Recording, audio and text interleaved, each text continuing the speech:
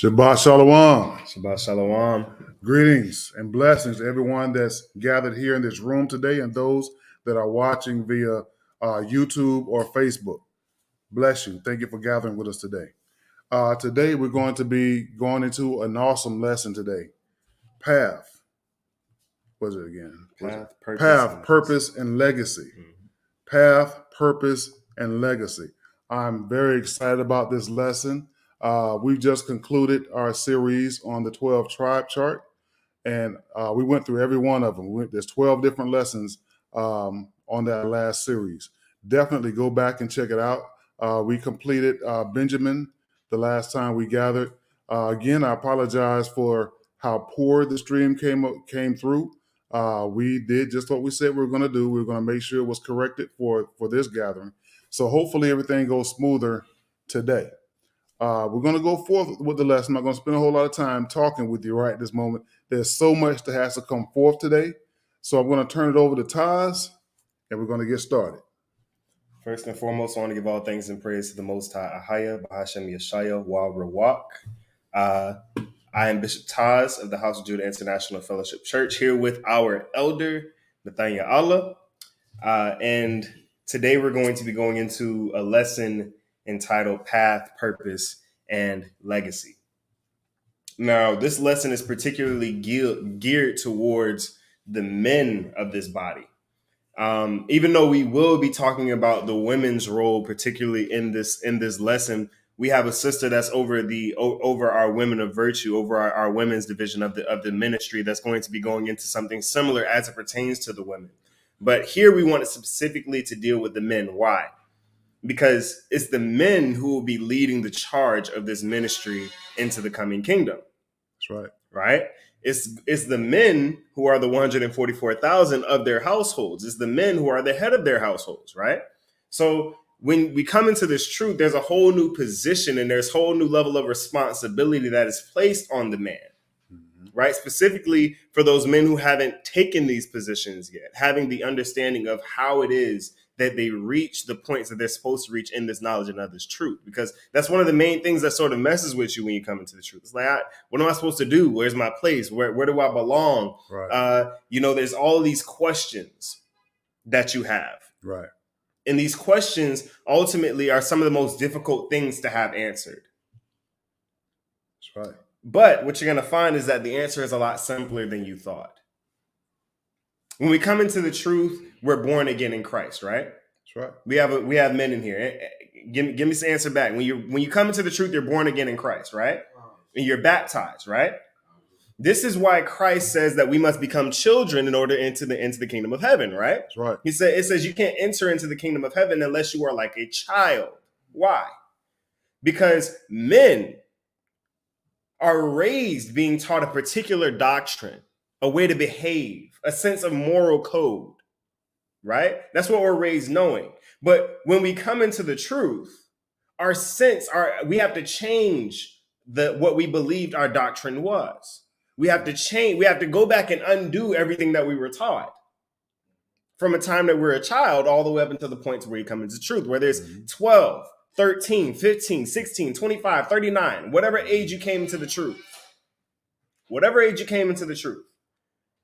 You must then unlearn everything that you've learned up to that point. This is why it's called being born again. You're becoming as a child. A child knows nothing. They're a blank slate. Mm-hmm. You have to unlearn everything in order to fully relearn and enter into the kingdom of Christ, right? Because it's a heart change. It's a change of mindset. It's a change of walking. It's a change of talking. Right? See, some people have a change in head knowledge, but they never have a change of heart. That's right. They get all of this knowledge and they know the scriptures and they know the precepts, but they never developed a connection. Their heart never changed towards the Most High. Their heart is the same way that it was when they were in Christianity or when they were in Islam or when they were atheists. Their heart never changed, but their knowledge did.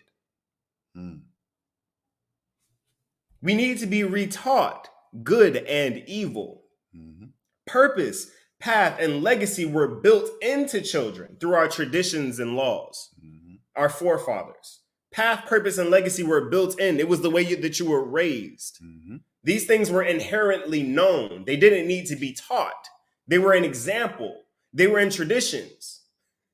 They were through instruction. In order for us to truly understand our purpose and how to bring forth legacy and learning our path, we must become like children and raise ourselves in the manner our forefathers were raised. I'm going to go back and say that again. We must become like children, right? When you come into the truth, you're born again, right? You must come in and re-raise yourself as a child in the same manner our forefathers were raised. By returning to these methods, we can now begin to raise a new generation greater than ours, hence legacy. This is the way that our generations get better.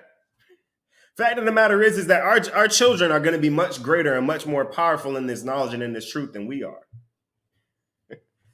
They're going to have the opportunity to go over what we're about to go over today. We never got that opportunity. We'll never be as powerful in this truth as our children will be. But we have to put ourselves in a position to where we can now instruct and train them to reach that point. Con? So let's get into purpose. Let's get into purpose. Purpose is the reason for which something or someone exists. Right? Keep that definition in your mind. Why? Because there's a misconception of what purpose is. Mm-hmm. It's become one of the primary focuses of men and women who have come to the true knowledge that they are the children of Israel. What's my purpose? Where do I belong? Who am I?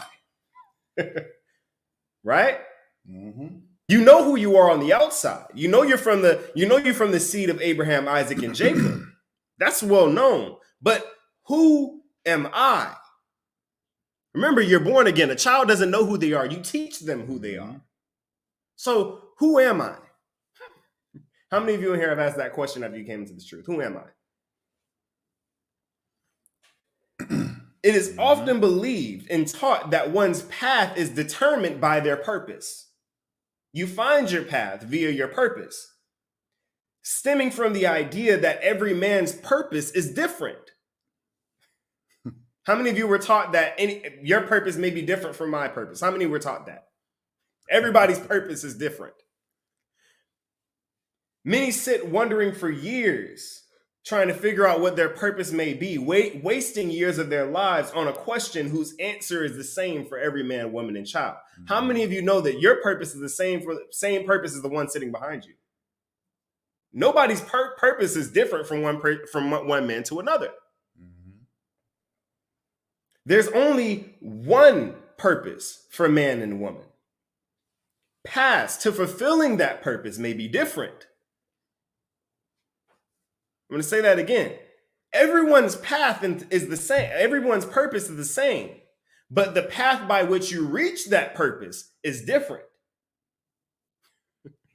See, one person may have to go through a crack house to get to their purpose, whereas another person is going through a 5-star hotel to reach their purpose. Path may be different, but the destination is the same.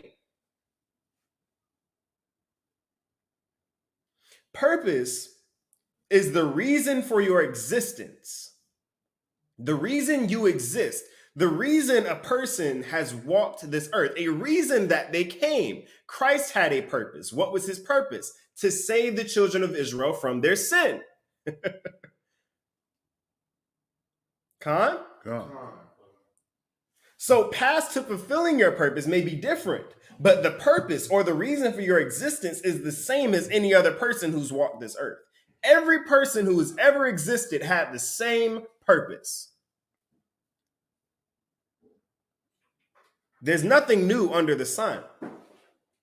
Your path is the same as something that somebody else has walked in the past. Mm-hmm. Don't think that your path is completely unique. It may be diverse from one to another. It may look different in some type of way, but the steps you can find in someone else. That's what elders are for.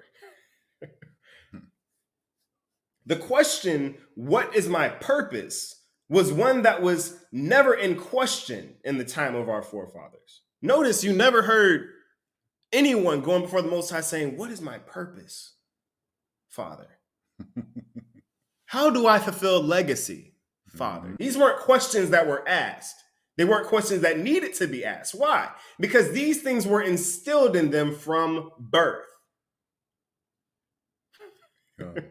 These children, from the time that they were born to the day that they died, they understood purpose and how to fulfill legacy. We do not. Why? Because there was something taken from us. Mm-hmm. When your name is taken, your name is your inheritance. When your name is taken, there's nothing to pass on. There is no legacy. Mm-hmm. There is no legacy. And as for purpose, you just need to misconstrue the meaning of what purpose is. Path and legacy were sought. The path and legacy were those men, that's what men sought from the Most High. Mm-hmm. Now, many may be wondering, what Bishop, you just said that legacy isn't a question that needed to be asked. Exactly, it's not. How to fulfill legacy is a question that doesn't need to be asked. Legacy itself is a question that needs to be asked. Is this woman that I'm preparing to create legacy with the right woman? What the heck is going on with this child that is supposed to be my legacy? Right? Path and legacy is what you seek the Most High in regards to. Children, young men and women were raised knowing their purpose and knowing how to create legacy. Their path is what they go before the Most High to determine. Your walk, your direction to get there. Remember, the scriptures say, pray for everything. Before you make any decision, pray. Why? Because you're having the Most High what? Order your steps. That's called path. Path is something that you never stop going before the Most High for.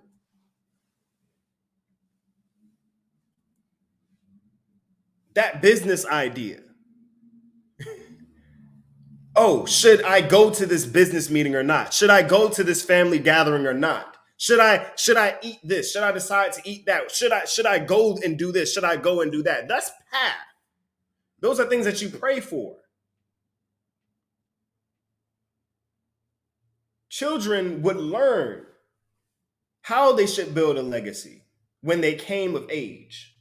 That's what we're going to be going into today. Let's get Romans chapter 8, verse 28. Romans chapter 8, verse 28.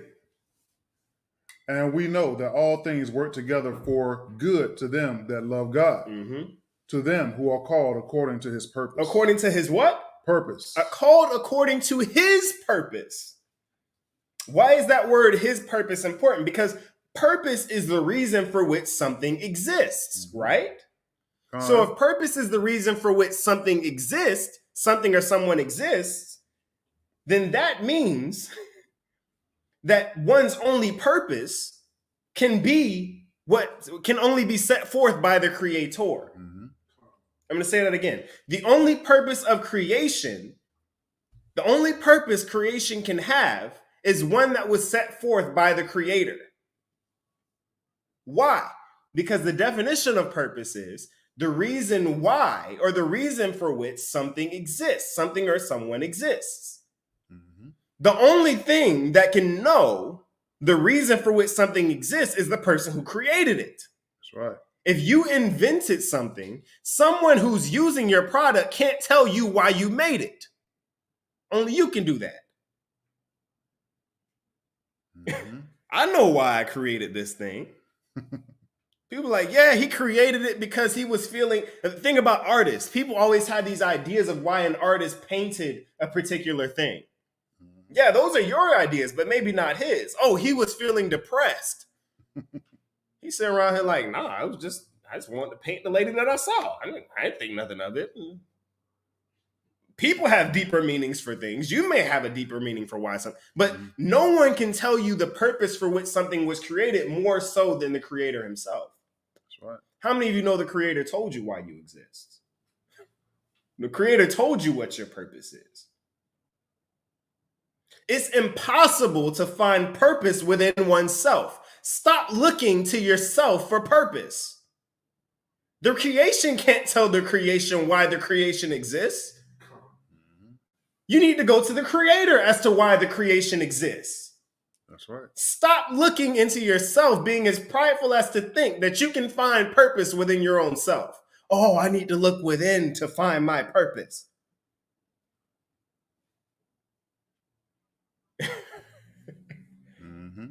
Ecclesiastes 12 and 13. Ecclesiastes 12 and 13. Let us hear the conclusion of the whole matter. Fear God and keep his commandments. Let us hear the conclusion of the whole matter. Fear God, keep his commandments. Read. For this is the whole duty of man. It's the whole what of man? Duty. The whole duty of man. All you're supposed to do is fear God and keep his commandments. That's the reason for which you were created. That's right. Seek ye first. Go ahead. Actually, I'm getting ahead of myself. Matthew chapter 6, verse 33. Matthew chapter 6, verse 33. But seek ye first the kingdom of God. Seek ye first the kingdom of God. He's telling you what you need to do. Read. And his righteousness. And his righteousness. Read. And all these things shall be added unto you. Nothing else matters. Your purpose isn't to get a job and go and work in corporate. Your purpose isn't to become a doctor. Your purpose isn't to become a designer or a football player or a basketball player.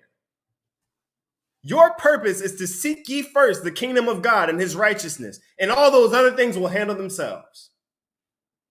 Your gift is not related to your purpose. You may be a great basketball player. You may be a great teacher. You may be a great lawyer. You may be a great doctor. Has nothing to do with your purpose. Has nothing to do with your purpose. Will it assist you in reaching your purpose? Absolutely. But it has nothing to do with your purpose itself. That's right. It's interesting that you're talking about that because, and I'm guilty of this. How many men in here don't like reading instructions when you open a new product? Who does not like reading that book that's on top of the whatever it is that's inside the box? How many just take that book and move it to the side? Do you realize that book is the mind of the creator? It tells you everything you need to know about that product. It tells you what you should do, what you should not do. If this happens, this is what you do. It shows you everything that product is capable of doing. It shows you the purpose of that product. It shows you its potential, its capabilities. It's just like the Bible, right? Anything you want to know about yourself, about life, or anything else is in that book. It is the mind of the creator. So it makes sense of what you're saying. And even deeper than that, think about it. It's telling you how to handle that product, what to do and what not to do with that product. Right. How to get the best out of that product. Oh, wait, don't stick gum in the blender. It'll jack it up. The Most High says, don't put pork in your body. It'll jack it up. Exactly. That's my whole point right there. And not only does it give you an instruction manual in the Torah, but it also gives you example on how to use it throughout the scriptures. You know, if you use this scripture if you use your body the way it's supposed to be used and completely dedicated towards the Most High, you can move mountains. You can tell the sun to stay and it'll stay. You can divide the waters. You can scream and cause half the city to die, all the women to have abortions, and the other men to run in fear.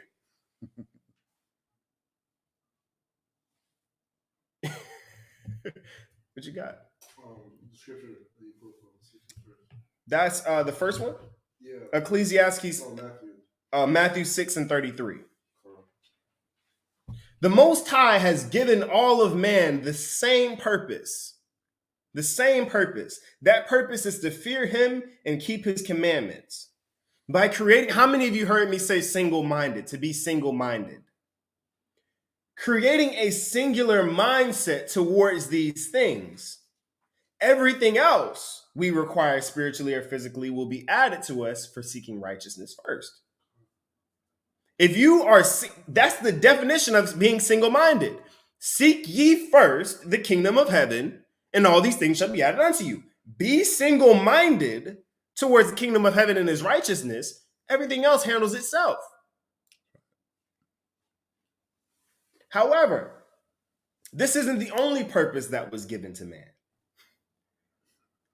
It was at creation where the Most High, upon creating man, commanded them to be fruitful and multiply. One of the purposes of man was not only to serve him, but to serve him and create an ongoing legacy of children who serve him. Why would he give you reproductive organs not to reproduce? Be fruitful and multiply. Cover the face of the earth, right? So another part of our purpose is to create legacy. The legacy of the Most High is the children of Israel. How many of you know that? Israel literally means prince of the power. We are the Most High's inheritance. Therefore, we are his legacy. We carry his name here on earth. Based off of what people see us do, determines, oh yeah, they ain't with the Most High. Yeah, no. People see the Most High's power through us. There's a reason why the scriptures call us the salt of the earth. We're the flavor. The mightiest men on earth. We just witnessed the power of our people through 13 weeks of lessons concerning the children of Israel. Right. We know what kind of power our people have. Mm-hmm. We are a living embodiment of the legacy of the Most High. How do we know this? Let's get Proverbs chapter 22, verse 1. Proverbs chapter 22, verse 1. Mm-hmm. A good name is rather to be chosen than great riches, mm-hmm. and loving favor rather than silver and gold. Mm-hmm. Verse 2. The rich and the poor meet together. The Lord is the maker of them all. Purpose. Purpose. Notice what it went to in verse 2 as it pertains to the name. It says your name, your legacy should be chosen above riches. Don't sacrifice your reputation. Don't sacrifice the Most High's reputation. His legacy for riches. Man, I know I'm an Israelite and everything. I know all of that, but all I got to do is say and do this, and I'll get this much money? Most High says, no, your name is more important than great riches. Loving favor rather than silver and gold. Mm-hmm. Loving favor, the way people look at you, the way people perceive you. That's not saying to be purely carnal. That's not saying to be carnal. That's saying to be mindful. How many of you know Ecclesiastes says you shall know them by their look? Mm. Oh, don't judge a book by its cover. Yeah, no, that doesn't apply. If somebody comes not maintaining themselves, there's a question as to why that person isn't maintaining themselves. A big part of Israelite culture is what? Cleanliness. So if you walk around here dirty foot, I got questions. Mm-hmm. Loving favor rather than silver and gold. Being sincere. Caring for everyone. Whether they be rich or poor. The scripture says the rich and the poor meet together. No matter what your standard is in society. Remember, I said you can reach your purpose via the crack house, or you can reach your purpose or the penthouse. Either way. Mm-hmm. If both are serving the same God and competing and are working towards the same purpose, they meet together at the end. Why? Read the last part of verse 2. Why? Verse 2. The rich and the poor meet together. The Lord is the maker of them all. He's the creator. He knows why they were created. He knows the purpose for which they were created, right? This is why he can say, listen, whether you're rich or poor, you all meet at the same place. If you act righteously, you all meet at the same place. Why? I know what your purpose. I know what the purpose of man is. I created you. Mm-hmm. I know how to have this perfect machine that I created operate at optimal level. I created it. Ecclesiastes 7:1. Ecclesiastes chapter 7, verse 1. A good name is better than precious ointment. Read. And the day of death than the day of one's birth. Read that again. A good name is better than precious ointment, and the day of death than the day of one's birth. Your day of birth isn't important. The day that you were born is the day the struggle began. The day you were born is the worst day of your life. You just entered into a world of sin. But the day of death is the day that you triumphed over life. I won on this side. You've left legacy now. Nobody cared about their day of birth. I thank God that I was born. But that's not important. Listen. And another thing. Oh, yeah, that child's going to be a doctor or a lawyer. Look at him. He got lawyer's eyes. Nah, he could be staring in the face of the devil. That child's future is based upon what that parent places in them. So, yeah. Yeah. Whatever destiny you have set forth for them will be the one that they take. But is it the path that the Most High gave them, or is it the one that you gave them? You don't own that child, especially not the first one. Your first son is to be dedicated to the Most High. He's the first fruit of the Most High. How many of you know that? The firstborn son is dedicated to the Most High. He's the first fruit. He definitely doesn't belong to you. You teach that child purpose and legacy, and they will seek the Most High for their path. All you can do is give them the tools to walk it righteously. All men were given the same purpose: to serve the Most High, keep his commandments, and to create, leave, and or maintain a legacy.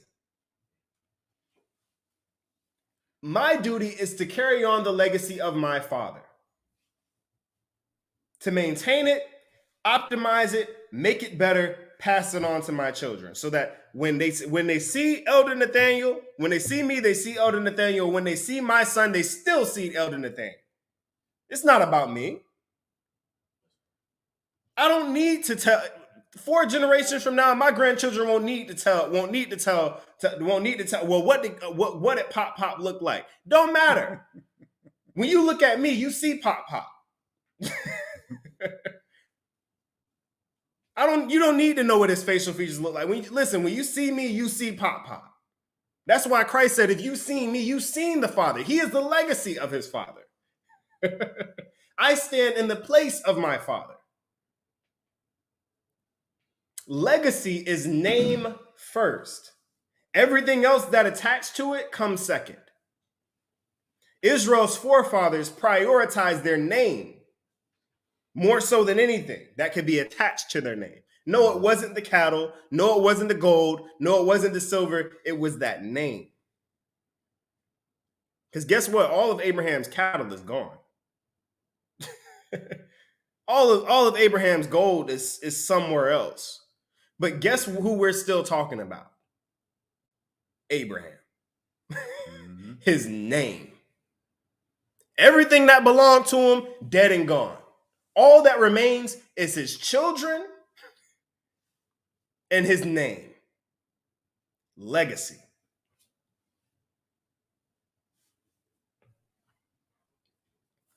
The Most High's legacy is the children of Israel. We carry and pass on that name to our children for an inheritance. That's why it was so important. The scriptures say, "Let us that the enemies make a tumult, and that they sought to cut Israel off." Let's make the name of Israel no more in remembrance. Why? Because that's an inheritance. That's a legacy. Israel is a legacy. It's an inheritance. If you can get rid of that name, now we're in business.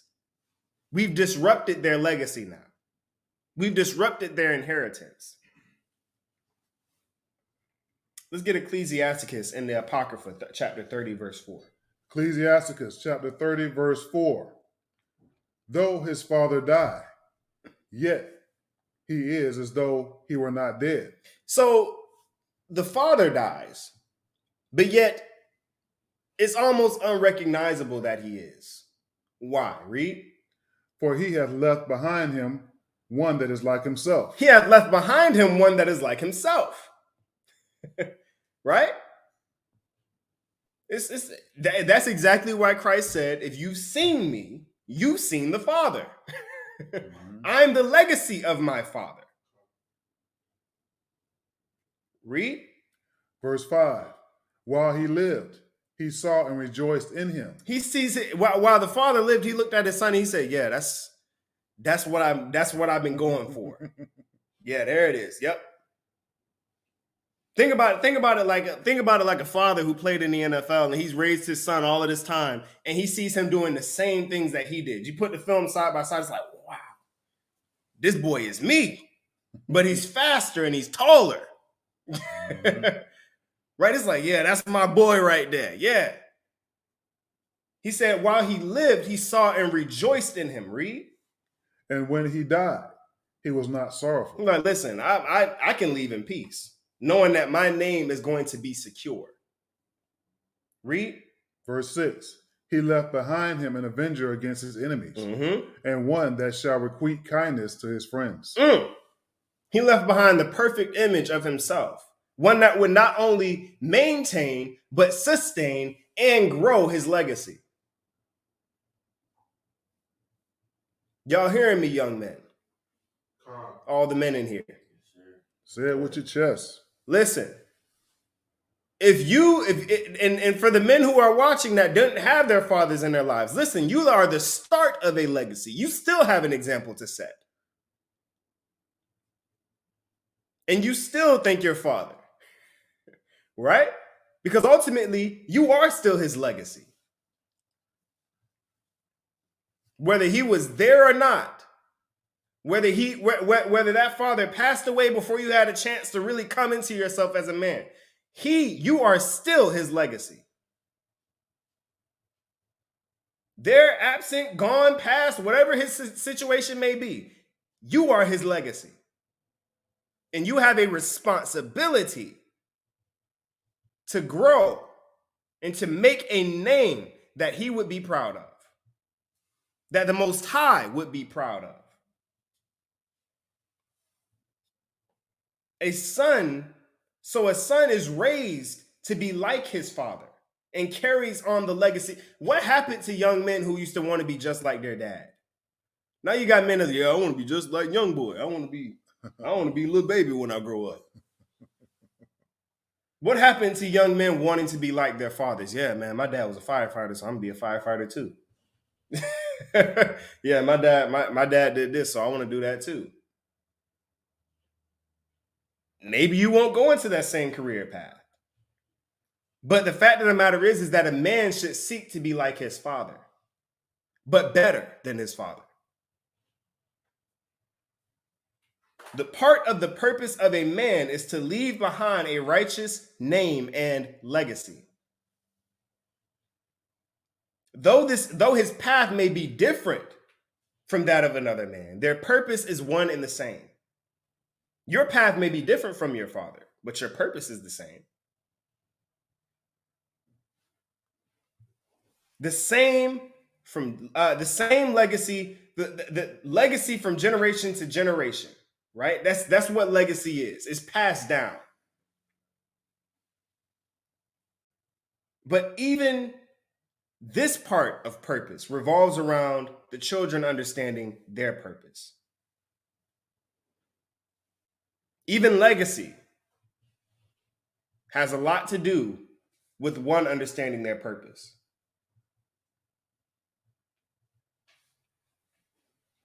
Ecclesiastes chapter 16, verse 1. Ecclesiastes chapter 16, verse 1. Mm-hmm. Desire not a multitude of unprofitable children. What? Desire not a multitude of unprofitable children. So all these men that are out here like, yeah, I'm trying to create a nation. I'm aiming to have 100 children. And none of them doing nothing. It says, desire not a multitude of unprofitable children, neither what? Neither delight in ungodly sons. Don't celebrate wicked children. We find that too much in our communities. Oh, yeah, look at him with his little toy gun. Look just like his daddy.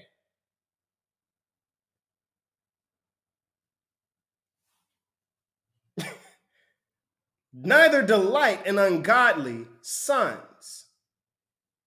Don't be happy that your child is repeating wickedness, encouraging sin. We see it a lot with our sisters. And sisters, understand this. You have path, purpose, and legacy as well. We're going to get into it. But legacy happens different for you than it happens for a man. Woman was created to be a helpmeet.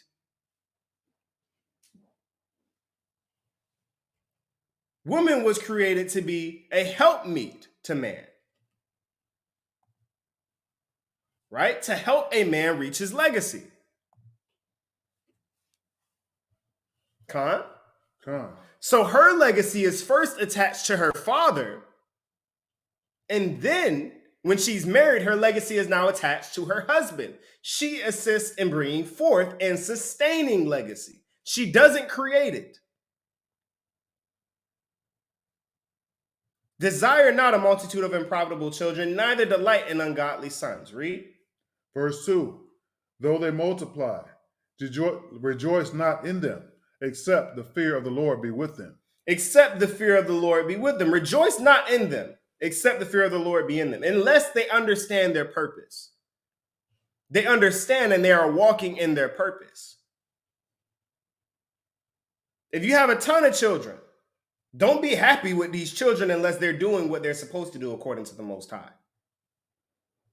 which is their purpose. Keeping the law of the Most High, fearing the Most High, seeking first the kingdom of heaven and his righteousness, right? And seeking to create legacy, righteous legacy according to God. Read. Trust not thou in their life, neither respect their multitude. For one that is just is better than 1,000. It's like, listen, trust not in their life, neither respect their multitude. It's like, listen, I don't care how many of y'all it is. Listen, I don't trust you and what you're going to do with my legacy. And I definitely don't care how many of y'all it is. Having one child that's righteous is better than having 1,000 that are unrighteous. Read. Wait, back up a little bit. For one that is just is better than 1,000. And better it is to die without children than to have them that are ungodly. For by one that hath understanding shall the city be replenished. By one that had understanding shall the city be replenished. We saw this with who? Jonah and Nineveh. One righteous changed a whole city. Like, listen, we don't need 10,000. Remember, how many of you know that Israel was the smallest of all nations and the Most High chose us? 70 souls changed an entire planet. For by one that hath understanding shall a city be replenished. Listen, people think, oh yeah, I need to create a nation. I need to go and have as many babies as I can. Listen, All you need is one. I just need one good one. And it's better to die without children than to have children that are ungodly. It is better to let your legacy die than to have it continue in wickedness. Because then what is your name? What of your name? Mm-hmm. If your name is wickedness. Read. Start back at verse 4. Verse 4, mm-hmm. For by one that hath understanding shall the city be replenished. Mm-hmm. But the kindred of the wicked shall speedily become desolate. The kindred of the wicked shall speedily become desolate. They will be destroyed.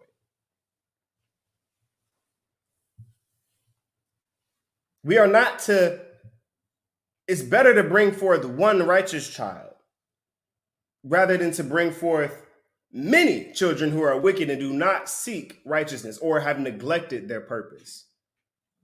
If you neglect your purpose, you do not seek after righteousness, because part of your purpose is to seek after righteousness. It is better that a man not have children at all than to have many unprofitable or to have many wicked. Listen, if you have a child and he ain't doing nothing, it's like, okay, what's the purpose of you then? You're supposed to help create legacy, but you're not doing anything. That's unprofitable. By having a child, it should add something to you, not take away or remain the same. Listen, if you have a son or a daughter and your life is still the same after that child is grown and gone, that's an unprofitable child. Right? Israel had particular checkpoints, benchmarks, or landmarks in life that marked the beginning of new chapters that were geared towards fulfilling purpose, leaving or cultivating legacy, and by walking a path that was created for them by the Most High. So now we understand what purpose is and we understand what legacy is, and we're going to get into path. But this path here that we're about to talk about, according to these benchmarks and checkpoints in a person's life, these important landmarks in a person's life, right? We look at those as birthdays, right? How many of you know that Anton LaVey said that the most satanic day of the year is that of one's own birth? Hmm. That's in the Satanist Bible. Why? Because you're worshiping yourself. Josephus said people just use birthdays as an excuse to get drunk. How many of y'all know that? How many of y'all know people that go and celebrate their birthday and all they do is everybody just go get drunk? Right? This is the advantage that the children of Israel had back then. But unfortunately for us men, just now entering the truth, we'll never get these opportunities. Not the same way that our children will. We get these opportunities, just not the same way that our children will. The advantage of being groomed unwaveringly and understanding one's purpose and the importance of the law and legacy from birth. We'll never understand it. We'll never fully comprehend it. Our children will, though. They're going to have the opportunity to be born and reach these checkpoints, being raised according to the law, understanding their purpose and their legacy. Imagine how powerful those children are going to be. Just think about that. In the hand that you, brothers and sisters, those watching and in this room, will have a hand in that. You'll be able to look at these children and say, whoa, I wish I could get that. These checkpoints, landmarks, benchmarks in life, in a sense, were important. When you reach these points, it was a celebration. It was a feast. Why? Because this is a new stage in you fulfilling your purpose and creating legacy, in your path to fulfilling purpose and bringing forth legacy. Oh, do you got anything? No, sir. Let's get Flavius Josephus against Appian. This is book 2, chapter 25, section 26. This is the Josephus. Many don't have it, but it's online. We do have the book in our library as well. So Flavius Josephus against Appian. Go ahead and get that. Nay, indeed, the law does not permit us to make festivals at the births of our children. It what? The law does not permit us to make festivals at the births of our children. Why? And thereby afford occasion of drinking to excess. This is why Israelites didn't do birthdays. I'm like, listen, remember what the scriptures say about a drunk, right? The scriptures, according to Galatians chapter 5, verse 17, talks about drunkards. No drunkard shall enter into the kingdom of heaven. Read. But it ordains that the very beginning of our education should be immediately directed to sobriety. The very beginning of your education. This is as a toddler. When you're a child, when you're just a baby, it's like, listen, see what that person over there doing, just getting drunk? Yeah, no, we don't do that. You be sober. Read. It also commands us to bring those children up in learning. Bring them up in what? Learning. Bring them up in what? Learning. Oh, no, but you think you're supposed to wait till pre-K and kindergarten to start learning. But what are they learning? Read. And to exercise them in the law. So they're teaching them to practice and do the law. Oh, no, you thought that this was only supposed to start at a certain age. No, from the time these children are born, they're being taught how to behave according to the law. Read. And to exercise them in the laws. Mm-hmm. And make them acquainted with the acts of their predecessors. Legacy. This is what your father did. This is what your grandfather did. This is how you do this. This is how you do that. For young sisters, the mothers taught them how to be women. Yeah, this is how you cut up an onion. This is how you do this. This is how you do that. This is how you do this. This when you walk outside, this is how you behave. When you go outside, this is how you dress. This is how you do that. Make them acquainted with the acts of their predecessors. What are those? Traditions. Whether they be family traditions, whether they be national traditions. You make them acquainted with the traditions from the time that they're children. Read. In order to their imitation of them. To their imitation of them. What does the scripture say? It says, raise a child up in the way that they should go, and when they are old, they will not depart from it. Children, when they see you doing something, they are going to repeat it. Whatever you do, they're going to repeat it. So if you show them righteousness, they will repeat righteousness. If you show them wickedness, they will repeat wickedness. I always say this. When I was a child, I thought that my parents never drunk. I was like, never had it.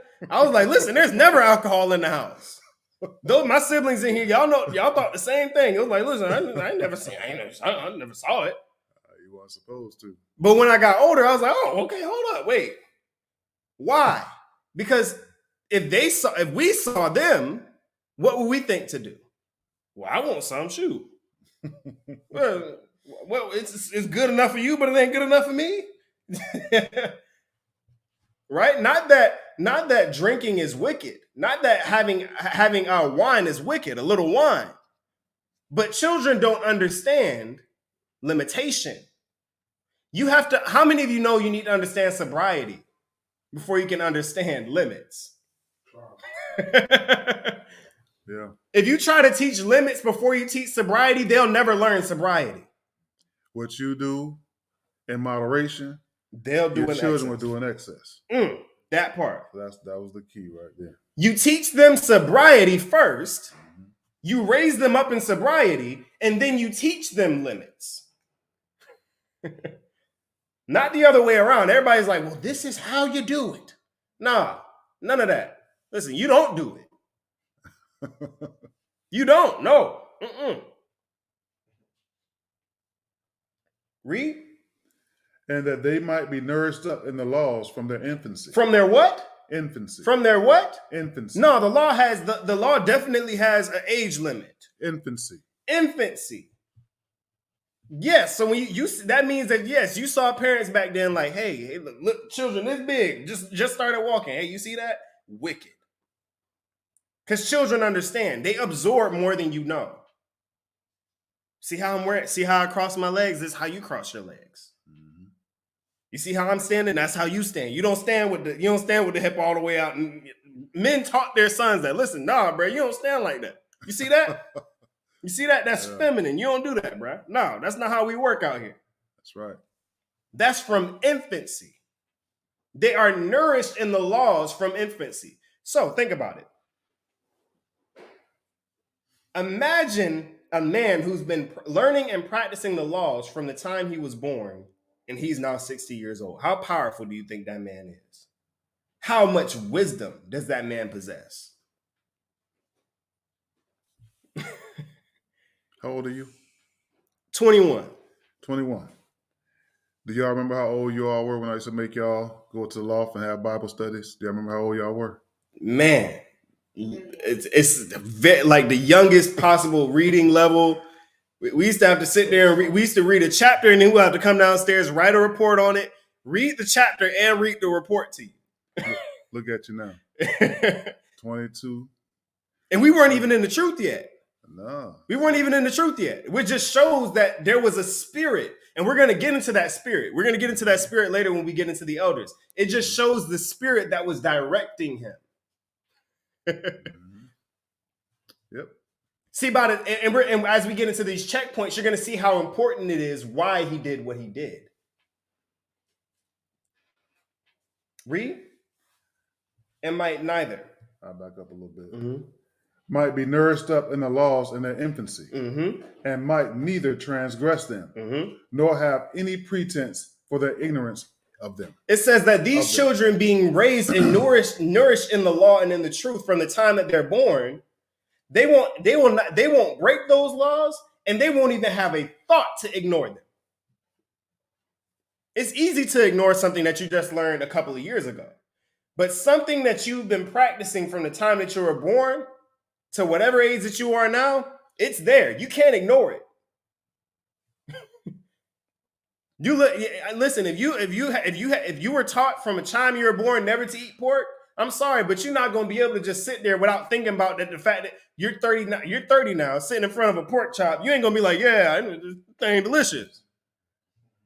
You're going to be like, oh, well, my parents are. How many of you know that homeschooled kid?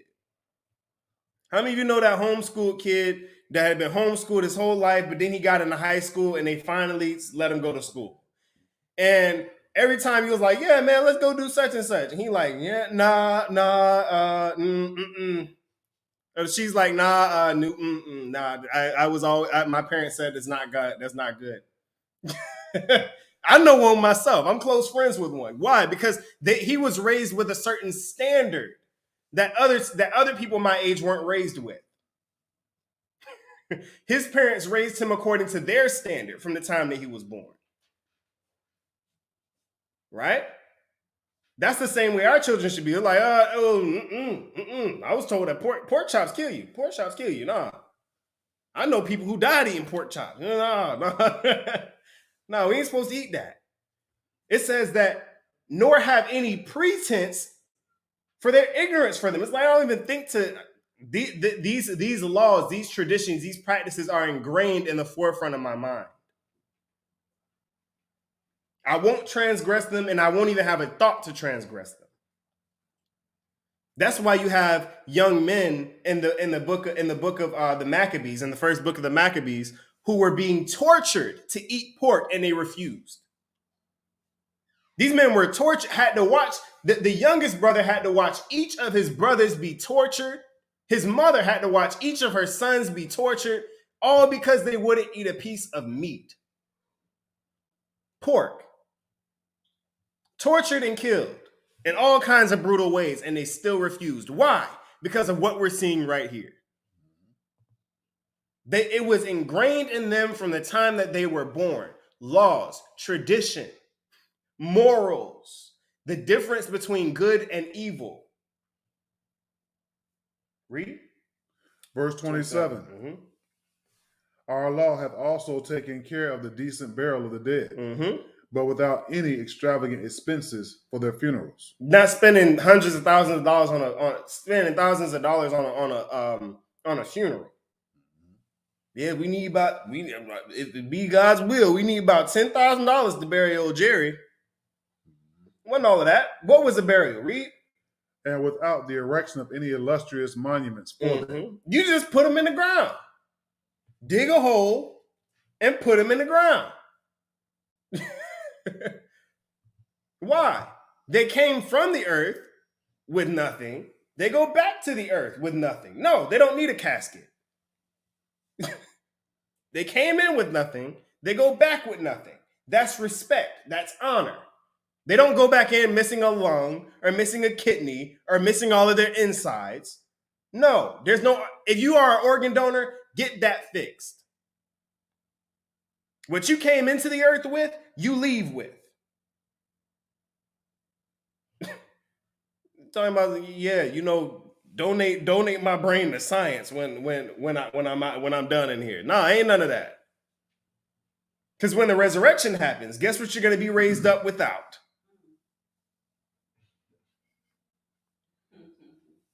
Didn't think about that, did you? Come on. Read. But hath ordered that their nearest relations should perform their obsequies. That means you speak. You stand there, you speak, you do your thing, and then what? Read. And hath showed it to be regular, that all who pass by, when anyone is buried, should accompany the funeral and join the lamentation. So notice what's happening here. If one person of the children of Israel was lost and there was a ceremony and someone was passing by that ceremony, they would stop and lament as well. And we're going to find out why later on, because we're all related. Elders, that's my mom, that's my mother, that's my father, that's my uncle, that's my auntie. People who are around the same age as you, that's my brother, that's my sister. When someone else loses someone, you lost someone.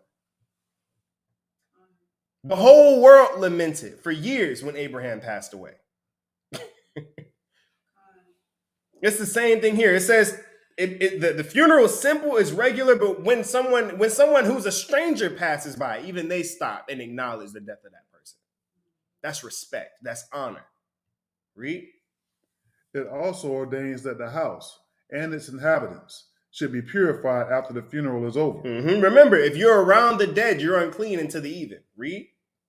That everyone that may thence learn to keep at a great distance from the thoughts of being pure, if he have once been guilty of murder. Like, listen, if you've been guilty of something, don't stand around like, oh man, I'm gonna be unclean. You're already unclean.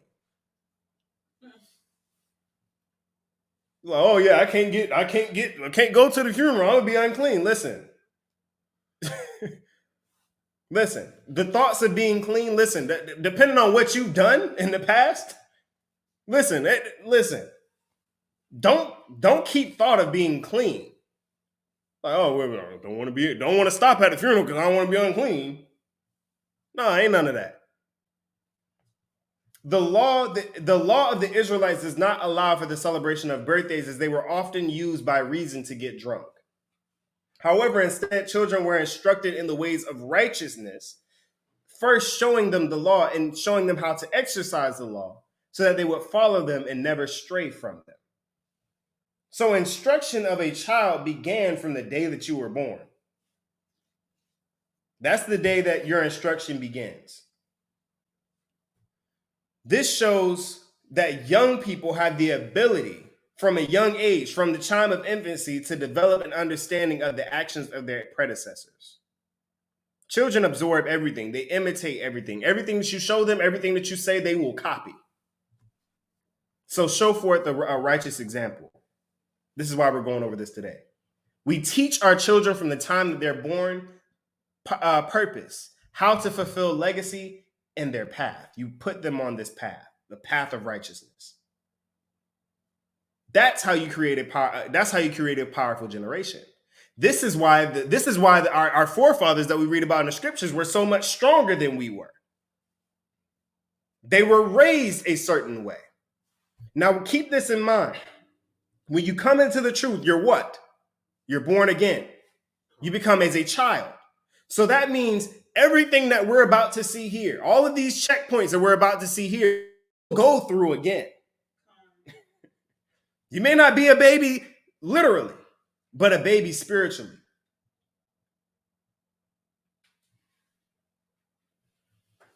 This is how there was an understanding of purpose, and these children were being raised with legacy in mind. When these parents are raising their children, when the mothers were grooming their sons and when they were grooming their daughters to be husbands, to be wives, they were thinking, they had legacy in mind. This sister right here, she's going to be an image of me. That's how mothers were thinking. This girl, listen, when she go outside, her hair going to be done. She's going to be looking good. She's going to look well nourished and fed. And everybody goes, oh my gosh, she's so pretty, look just like her mama. Right? That's how it was supposed to be. She is my legacy. The father is thinking he is my legacy. I'm raising this child with my legacy in mind. And you must raise yourself in Christ with legacy in mind.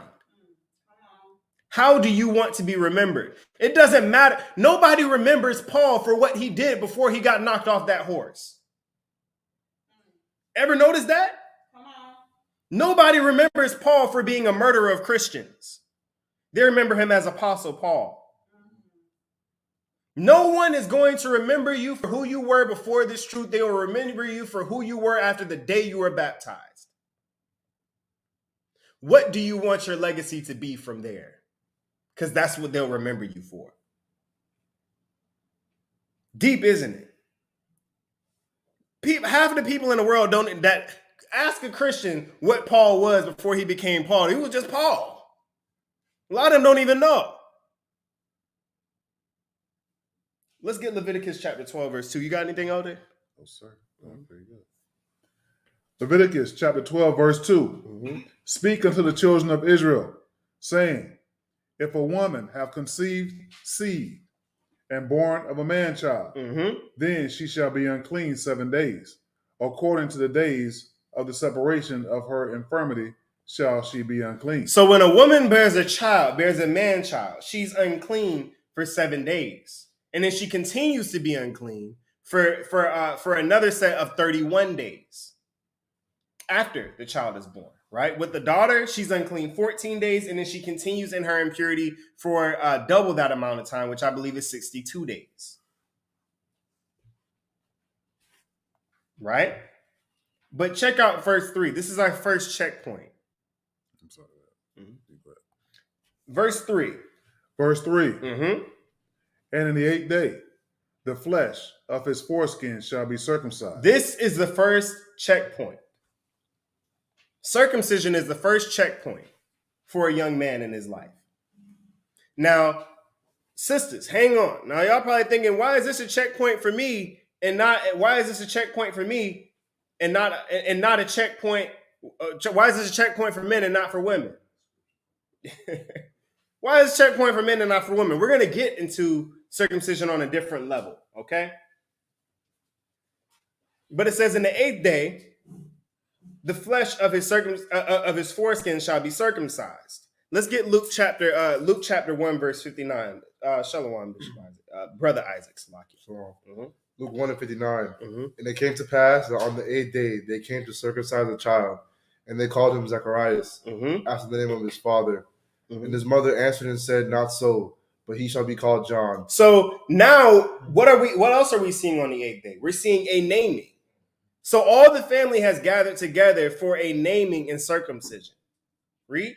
And they said unto her, there is none of the kindred that is called by this name. And they made signs to his father, how he would have them called. And he asked for a writing table and wrote, saying, his name is John. And they marveled all. Zacharias ain't saying nothing. He's like, hey, his name gonna be Zacharias.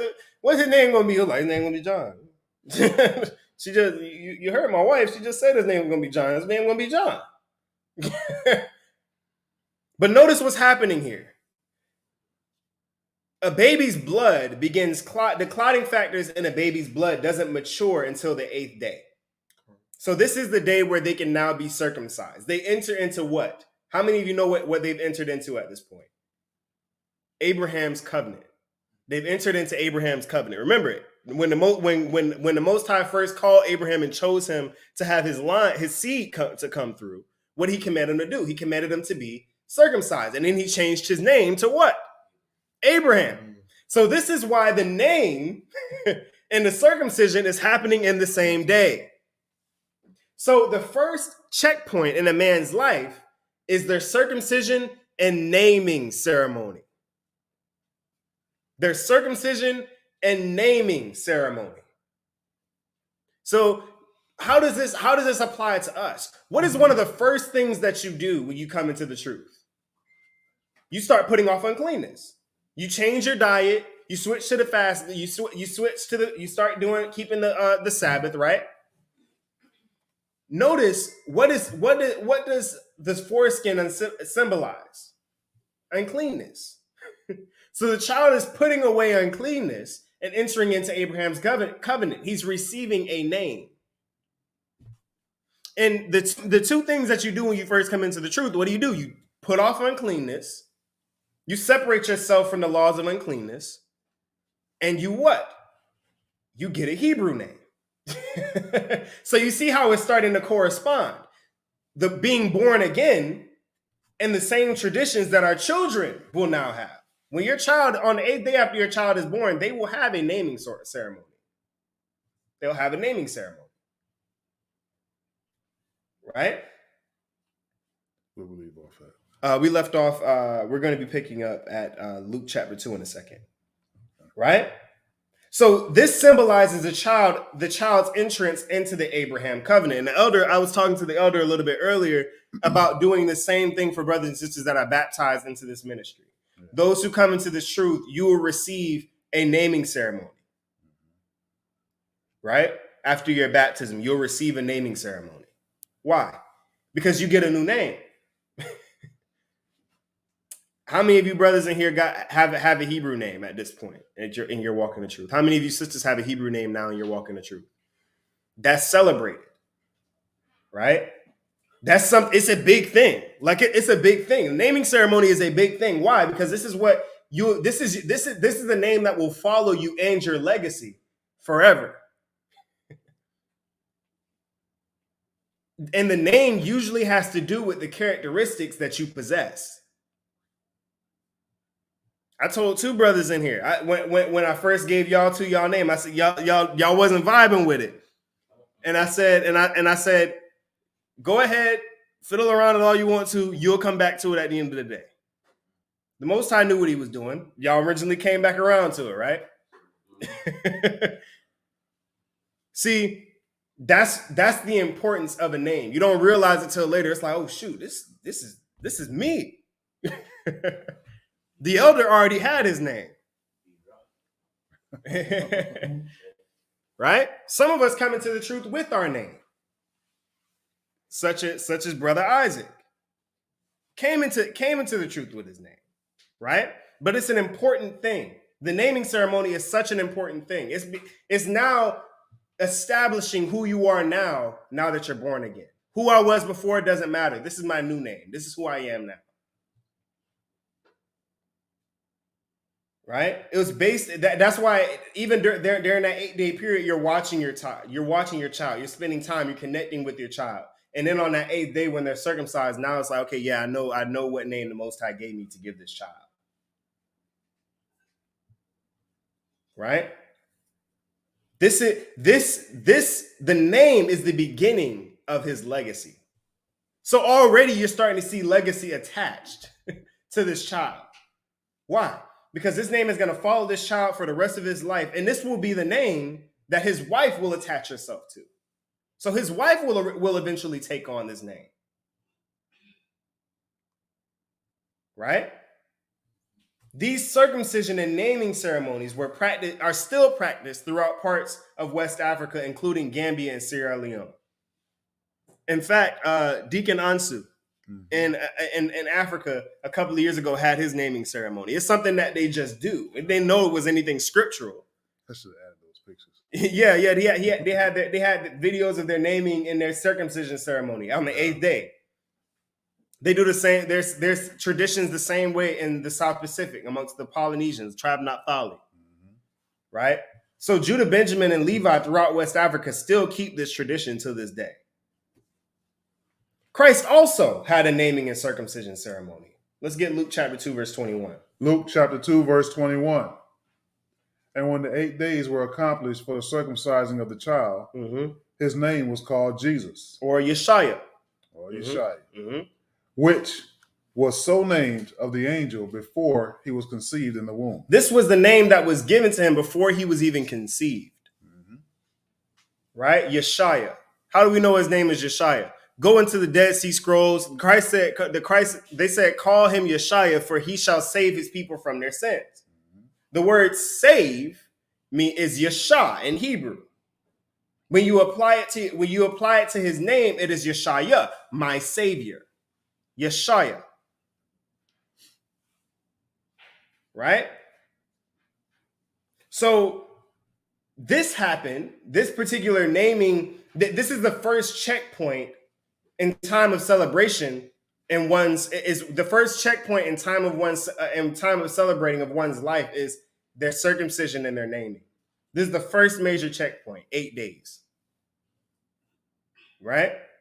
And it's the same way that sisters receive their names, 8th day. Right? There's no circumcision, but there's still a naming ceremony. Their birth is still celebrated. Right? This happened when we first came into the truth. How? Because we were circumcised spiritually by putting away uncleanness in our lives and received a new name in our original Hebrew tongue. This is the first step to purpose, path, and legacy for a young man and for a young woman. Let's get Genesis chapter 21, verse 5. Genesis chapter 21, verse 5.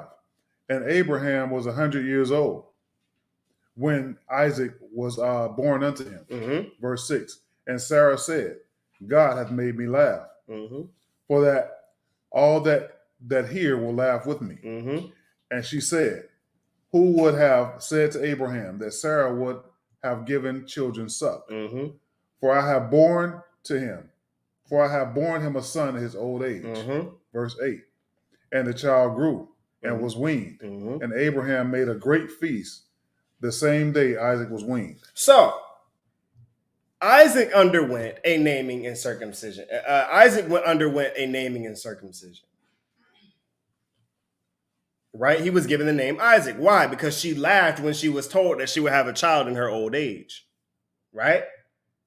But here marks the next checkpoint in a young man's life. How? Go ahead and read verse 8 once again. Verse 8. Back to it. Verse 8. And the child grew and was weaned, and Abraham made a great feast the same day Isaac was weaned. So the age of 3 is the official weaning age. What does weaning mean? No longer breastfeeding. Right? This is when a child is no longer nourished from the breast.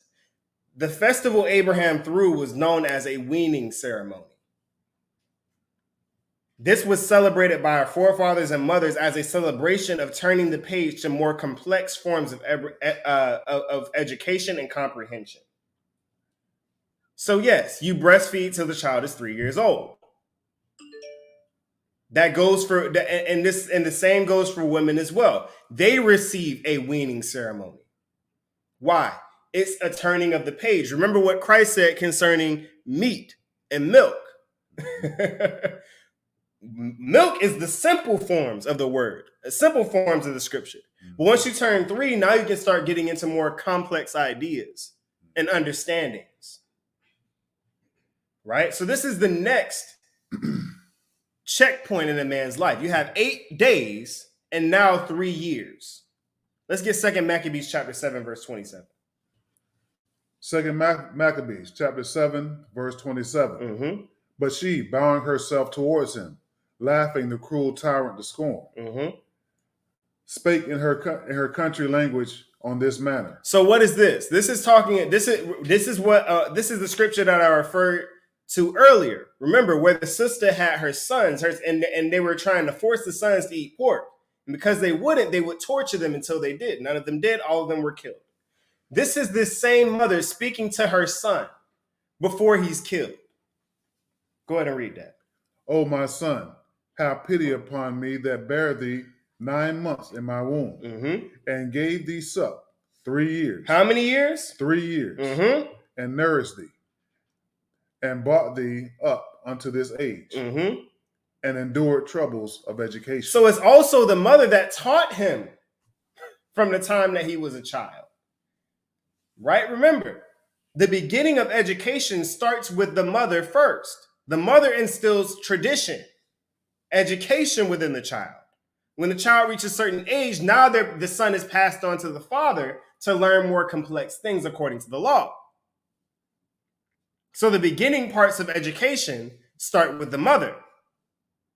Same thing goes for the daughters, except the daughters stay with the mother, and the mother continues to educate them until the time when they're married and they're given to their husband. Right? So she tells her son, she says, have pity on me that bore thee 9 months in the womb, and gave thee suck 3 years, and nourished thee, and brought thee up unto this age, and endured the troubles of education. This is her youngest son. Right? So there's a 3-year period of nourishing through milk. Let's get 1 Samuel chapter 1, verse 20. Let's get a quick break. We're gonna take Okay, so we're gonna take a quick break, and we'll be back to do the second part, to get into the second part of this lesson.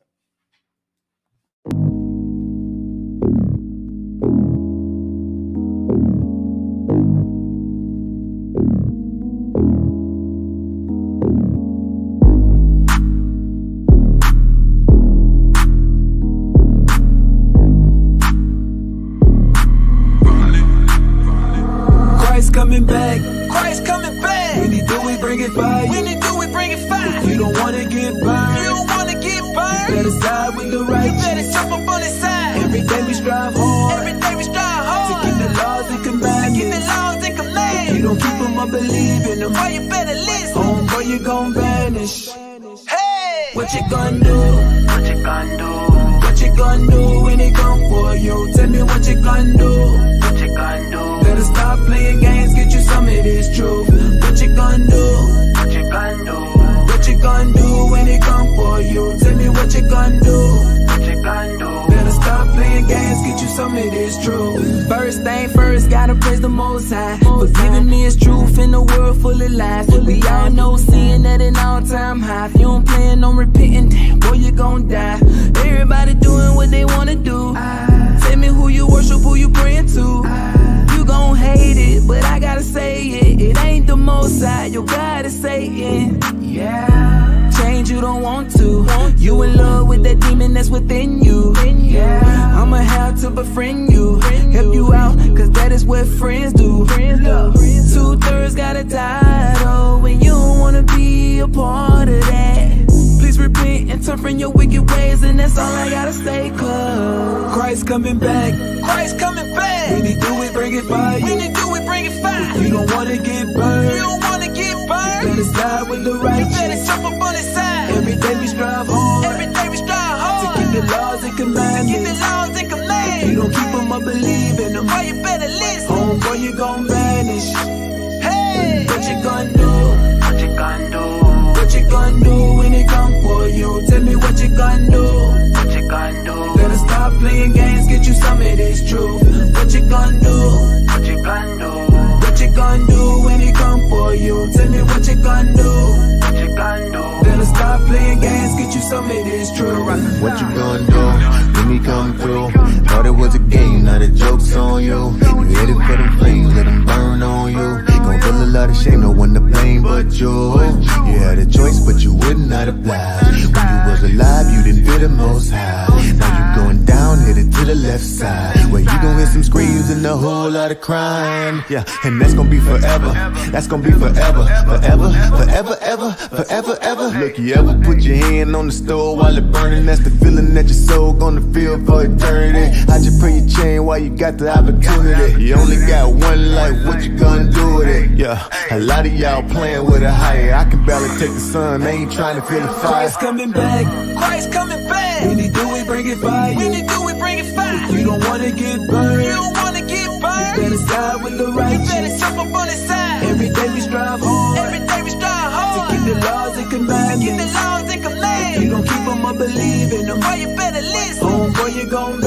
Hey, what you gonna do? What you gonna do? What you gonna do when it come for you? Tell me what you gonna do. What you gonna do? Better stop playing games, get you some of this truth. What you gonna do? What you gonna do? What you gonna do when it come for you? Tell me what you gonna do. What you gonna do? Better stop playing games, get you some of this truth.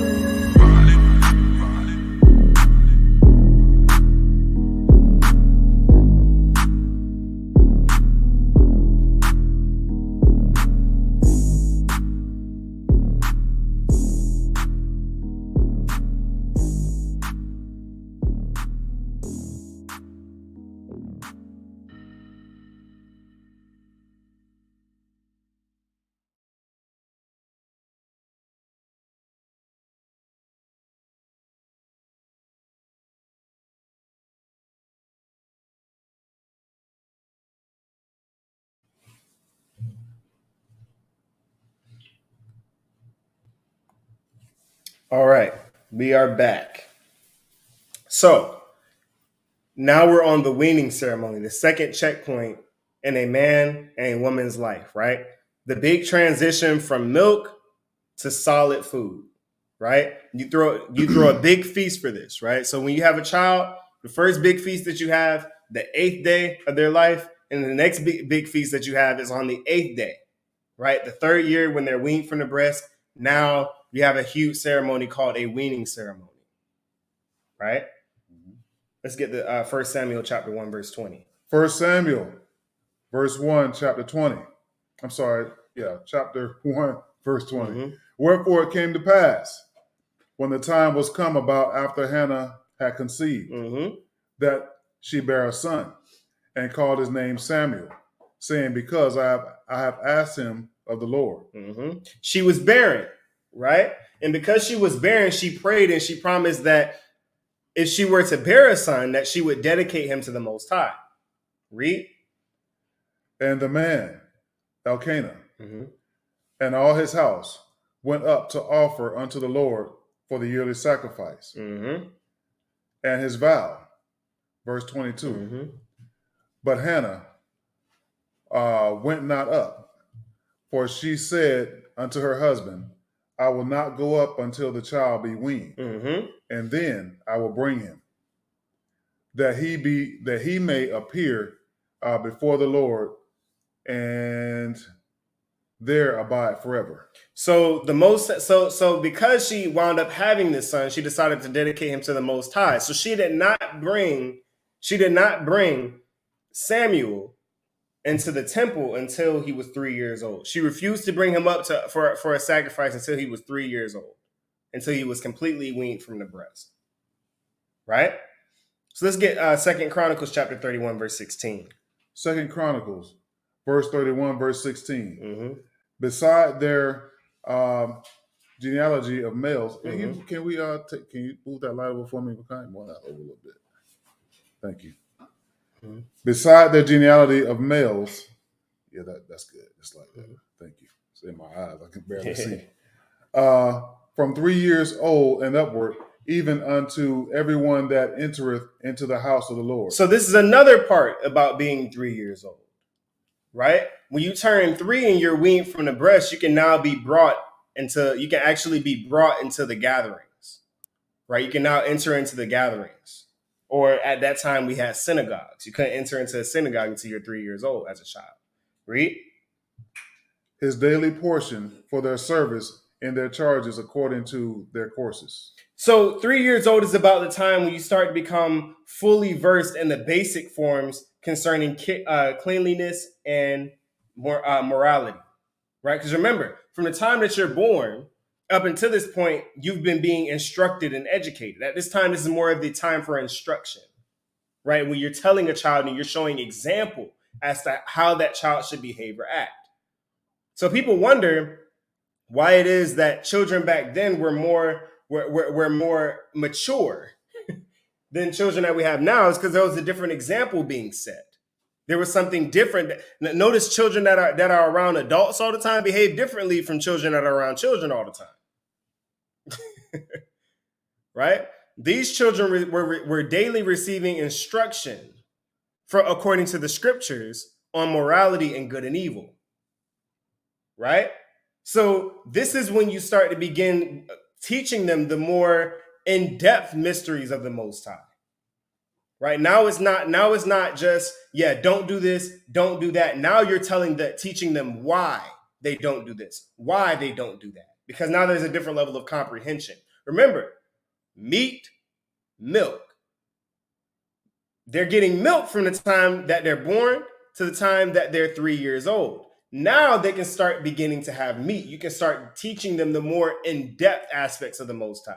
This is why you don't do this. This is why you don't do that. This is how the heavenly tables work. This is how the sun moves and enters and exits out of its portals. Those are things that you don't learn. That's meat. That's meat. 10 Commandments, that's milk. Right? The order in which these times are given are for specific reasons and are pivotal to the growth and understanding of a child from one stage to another. You see how meticulous it is? At 8 days, they're given their name, they're circumcised. And you begin, you're teaching them all the way from that point. And then by the time that they're 3 years old, they have enough understanding in the milk to now begin to take meat. All of this, this whole process up until this point, and we aren't even finished yet, is creating a child that understands purpose and is the beginning to understand how legacy works. And you've already set them on a path towards what? A path towards righteousness. Right? The second major checkpoint for a male is the 3-year-old age, the weaning ceremony, from which the man or the woman transitions from milk to solid food. Right? So these are the days that we celebrate as opposed to birthdays. Yes, you can acknowledge somebody, hey man, I thank the Most High that you were born, man. But indulging in oneself, Israelites don't do that. Israel never did that. Let's get Joshua chapter 9, verse 4. Joshua chapter 9, verse 4. Mm-hmm. Haran was 42 years old when he begat Sarai, which was in the 10th year of the life of Abram. So in the 10th year of the life of Abraham is when Sarah was born. Read.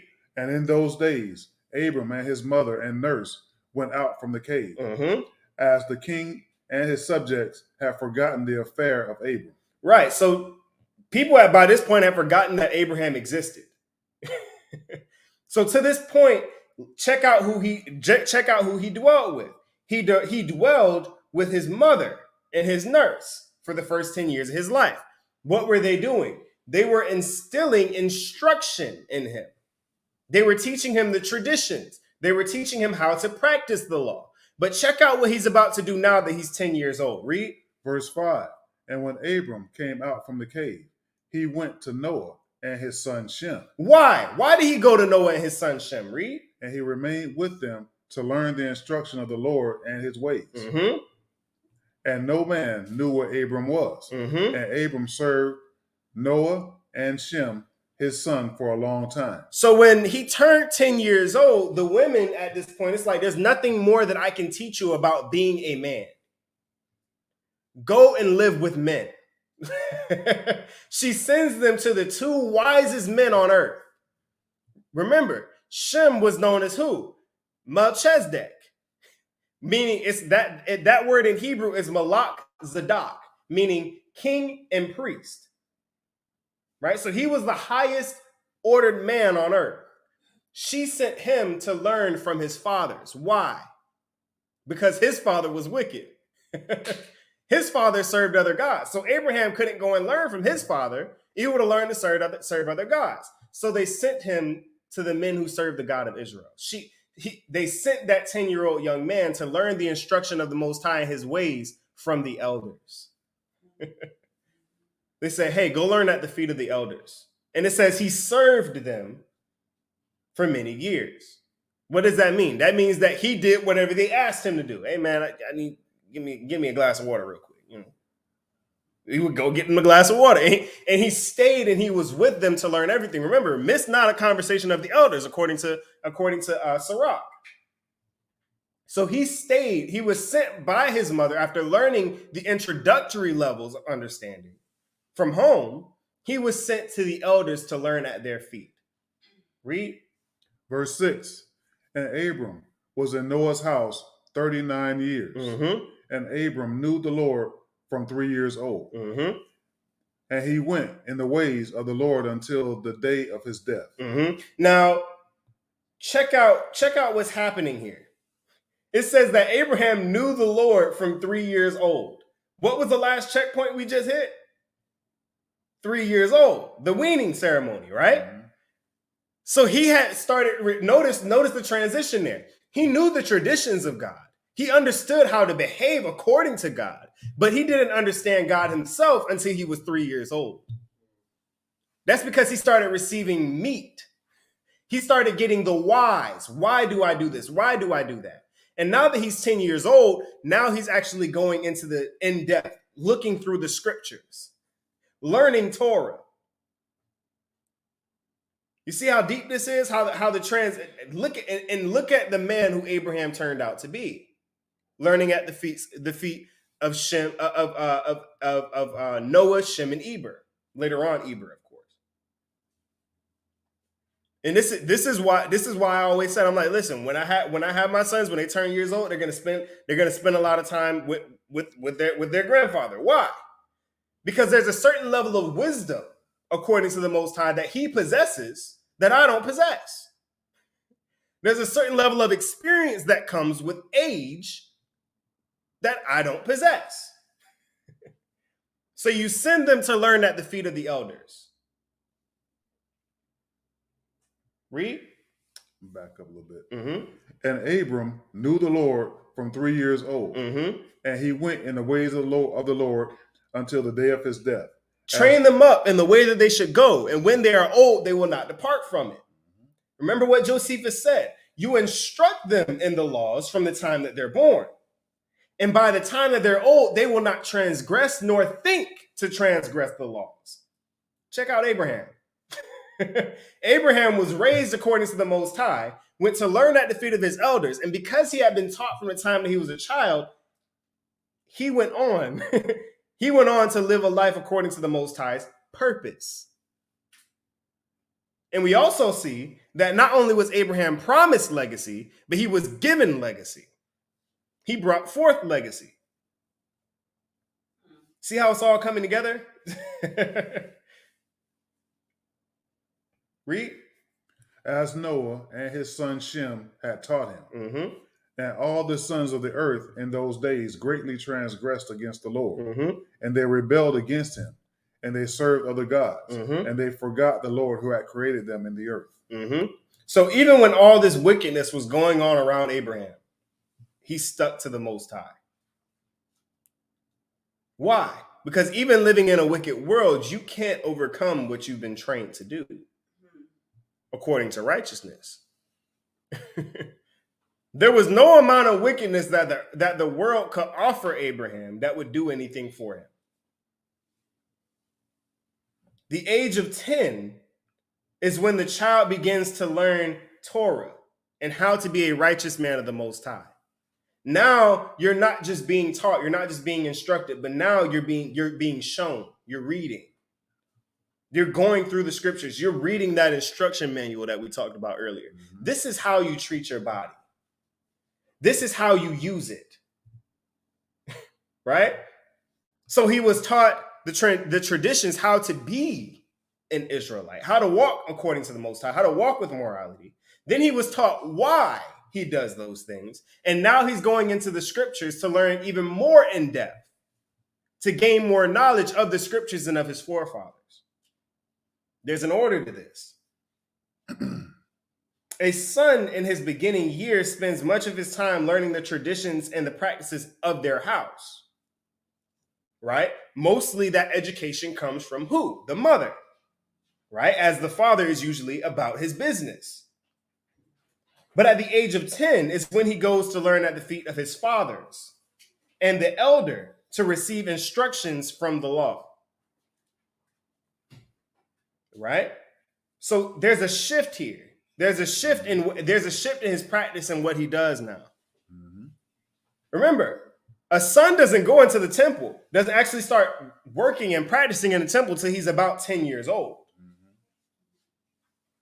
Guess where the father usually is? Working and at the temple. So check out what happens here. Before he was home, Abraham was in that cave so much the world forgot he existed. Why do you think celebrities, you see their child disappear and then they show back up and they're like 10 years old? How often do you see that happen?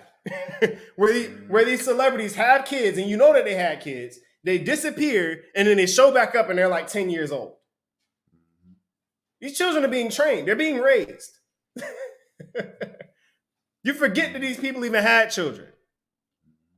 It's the same thing here. The child is raised from home. He's being taught the traditions and the practices within his home.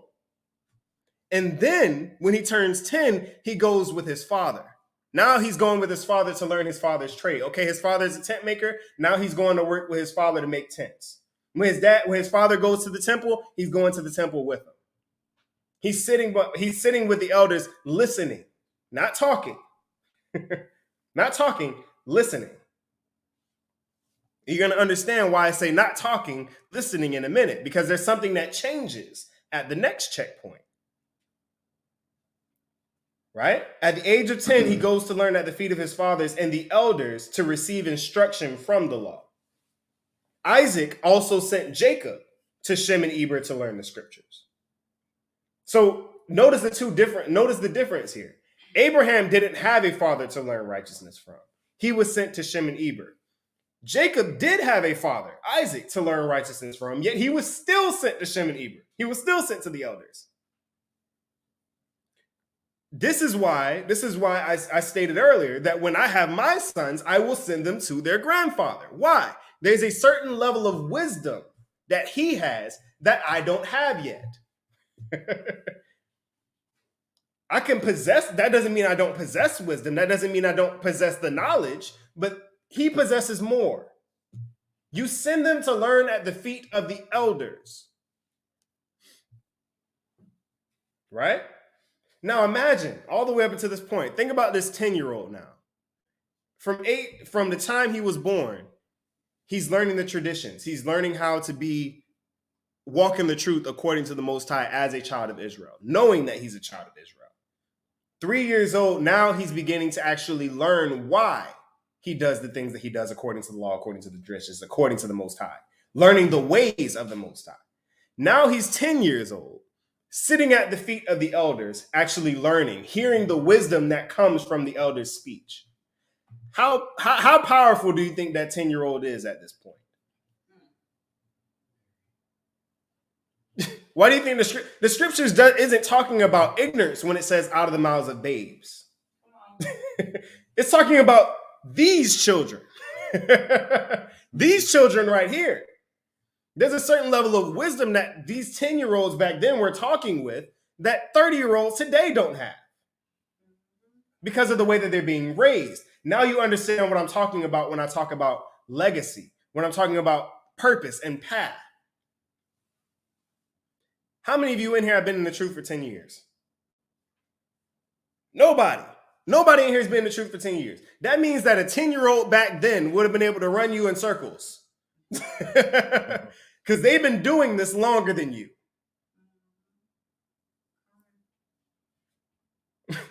Think about that. Let's get the Dead Sea Scrolls. The Dead Sea Scrolls Damascus document on page 160. From his youth, they shall instruct him in the book of meditation and shall teach him according to his age. Check this out. Now he says, they shall be taught according to the Torah. Book of meditation is Torah. Right? So from his youth, from the time that they're born, he shall be instructed in the Torah, right? Instruction is different from actually sitting down and reading. Instruction is being told what to do, right? And shall teach him according to what? His age. According to what? His age. That means that you aren't giving a 10-year-old what you should be giving a 30-year-old. You only give that child as much as they can handle, according to his age. You aren't giving a 3-year-old what you would give a 1-year-old. A 3-year-old is in a different place now. You aren't giving a 10-year-old what you would give a 3-year-old, according to his age. Right? Read. The precepts of the covenant. In the precepts of the covenant. Read. He shall be educated in their statutes for 10 years. How many years? 10 years. How many years? 10 years. 10 years. You see how there's an order here? But notice how all of this corresponds in your walk, right? It takes some time for you to really understand the whys. That's 7 years of learning the whys the Most High had you doing in the first 3 years. So it takes 7 years for you to comprehend what you were learning for 3, what you were being instructed to do for 3. And then by the time that you're 10, now everything changes. 10 years of studying the truth. Now you're being educated in the statutes. It's in a totally different stratosphere now. You're actually in the book yourself. You're actually in the book learning the precepts at 10 years old. So the age of 10 is the next major checkpoint in life. Right? Now keep in mind, the sisters are receiving the same training up until this point. The only difference is the sisters aren't sent to learn from the fathers. They learn from their mothers and the elder women of the body. Once a woman reaches 10 years old, a man can't teach a woman how to be a woman. Just like a woman can't teach a man how to be a man. This is why there's a split. All right, you stay with your mama, and if you have a twin boy and a twin girl, I have a twin. We may be together all this time, but once it's 10 years old, I'm going to learn from the fathers. She's learning from the mothers. There's a divide. Right? Is everyone following? So the age of 10 is when you actually start beginning to get in the scriptures and learning the precepts and statutes based on age. So now you can actually enter into the temple and you're sitting in this gathering, flipping through the book, learning. You aren't speaking, you're just learning. But at the age of 12 is the age of accountability. The next checkpoint. The next checkpoint is the age of 12. Because around this time, the young men find themselves in more situations and opportunity where sin will be much higher. An opportunity for sin will be much higher. I'm sorry, but if you're 10, a lot of the sinful situations you're not going to run into until you're about 12, 15 years old. That's why it's called the age of accountability. A lot of the things that you're being taught, you're not going to run into a lot of those sinful situations until you're older. Right? So for 10 years, you're studying the book. You're in the law. And then after 12 years, now you're accountable for everything that you've learned since the age of 10. Make sense? So all the laws that you've learned, all the precepts that you've learned while reading over those sitting, think of a 10-year-old sitting here in the gathering right now, just sitting there soaking up everything for 2 years. Now everything that he sat there and soaked up for 10 years, he's accountable for at 12. This is why Christ was able to do what? He was able to stand up. He was actually able to speak in the presence of the elders when he was in the temple. He wasn't able to speak before.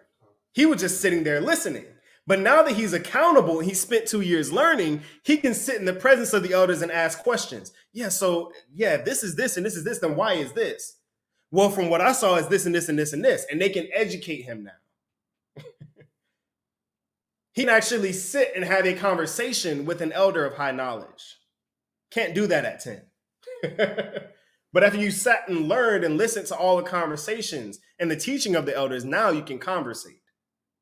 Now we can have a conversation. These young men, by the time they reach the age of 12, have now become well-versed in the law and in the ways of the Most High. How many of you have been in the truth for 2 years?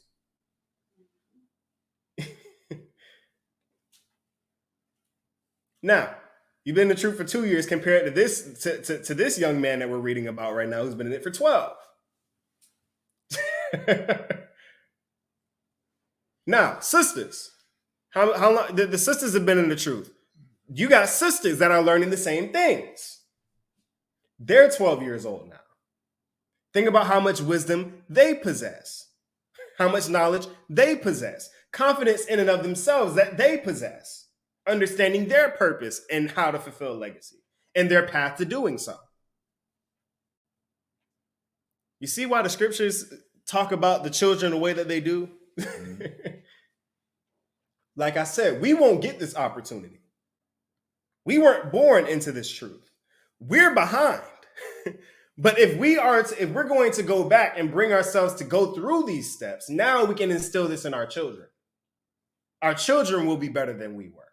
Our children will have a circumcision and naming ceremony. Our daughters will have a naming ceremony. 3 years, they'll have a weaning ceremony. 10 years, they'll go to start learning from the elders. 12 years, they'll be able to speak and conversate with the elders. Think about how powerful our children will be. Think about how powerful you are in the time that you've been in the truth. Versus a child now that's had the opportunity to grow up in it. They know nothing else. They don't know sin. They didn't have the same experiences that you had growing up. Luke chapter 2, verse 41. Luke chapter 2, verse 41. Now his parents went to Jerusalem every year at the feast of the Passover. Mm-hmm. And when he was 12 years old, they went up to Jerusalem after the custom of the feast. Mm-hmm. Verse 43. And when they had fulfilled the days, as they returned, the child, Jesus, tarried behind in Jerusalem. Mm-hmm. And Joseph and his mother knew not of it. So Christ decided to stay behind. He was like, hold up, I got some business to handle here. Read. Verse 44. Mm-hmm. But they, supposing him to have been in the company, went a day's journey, and they sought him amongst their kinsfolk and acquaintance. Mm-hmm. So they went up as a family. They went up to celebrate Passover as a family, and they coming back. It's a big group of people. It's like, he probably just something back there with his granddaddy or something like that. But then they got pretty far off and like, hold up, he ain't coming to ask me for nothing recently. He ain't asked what's to eat or nothing. Where you at? So now they're looking for him. Read. And they found him not. Mm-hmm. They turned back again to Jerusalem, seeking him. Mm-hmm. And it came to pass, after 3 days, they found him in the temple, sitting in the midst of the doctors. Now, you guys are wondering how Christ was able to heal people. Look at who he's talking to. What is he doing? What is he doing in the midst of the elders? Read. In the midst of the doctors and the elders. Read. Both hearing them and asking them questions. So now he's not only just able to hear their conversations and listen to their conversations, he's able to ask questions. He's free to speak now. Read. Verse 47. I'm sorry, hold on. Verse 47. And all that heard him was astonished at his understanding and his answers. So Christ up to this point had dedicated himself to the study of the law and learning the Most High. So he was more advanced than even a 12-year-old that you would find at this time that was put through this particular process. He was far more advanced. So he's sitting in the midst of doctors asking questions, giving them understanding and receiving understanding at the age of 12.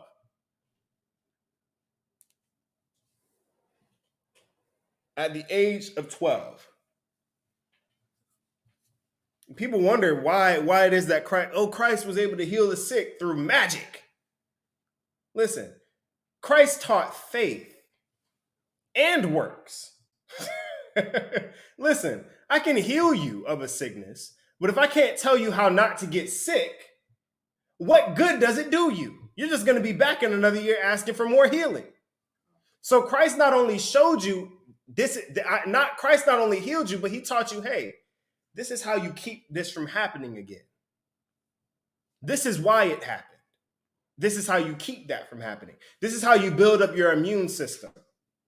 This is how you do this. This is how you do that. Listen, Christ wasn't wizarding out here. He was teaching as he had learned.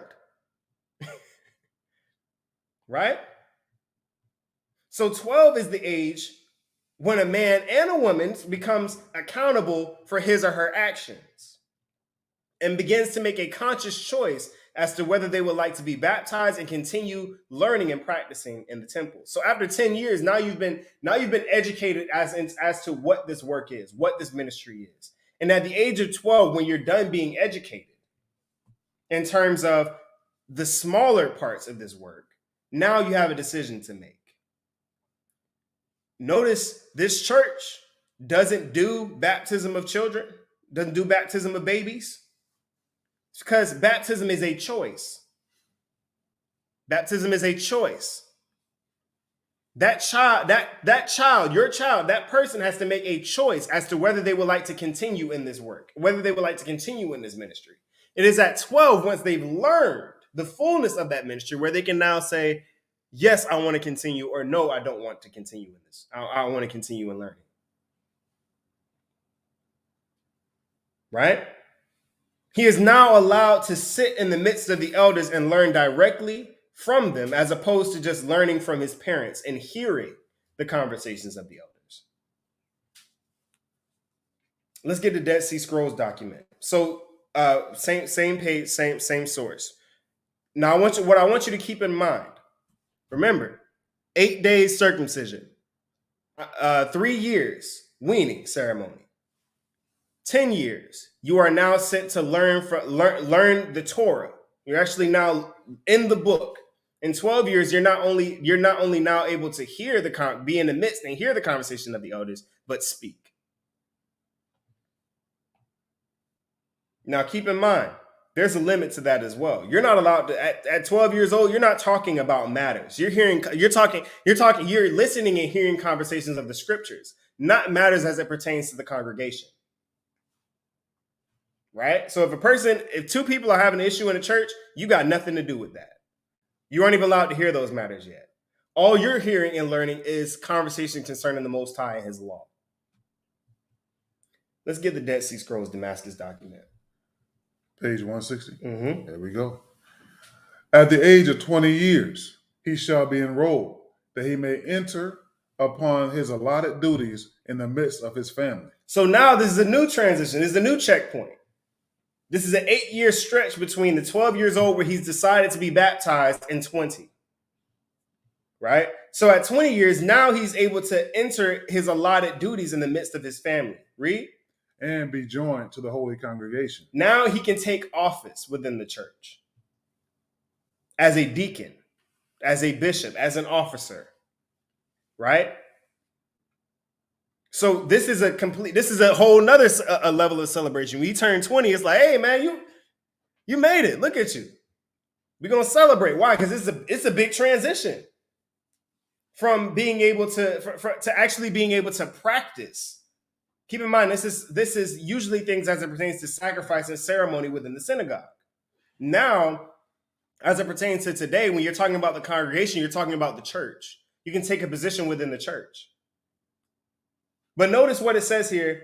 Go back and read the beginning of that one more time. I want to show you what it says here, because there's another transition that's about to happen here for this man. From the very beginning? Mm-hmm. At the age of 20 years, he shall be enrolled. He's enrolled. What does enrolled mean? He can now enlist in the military. He can now go to war. Read. That he may enter upon his allotted duties in the midst of his family. He can now become married. There's a whole new level of burden that he's in now.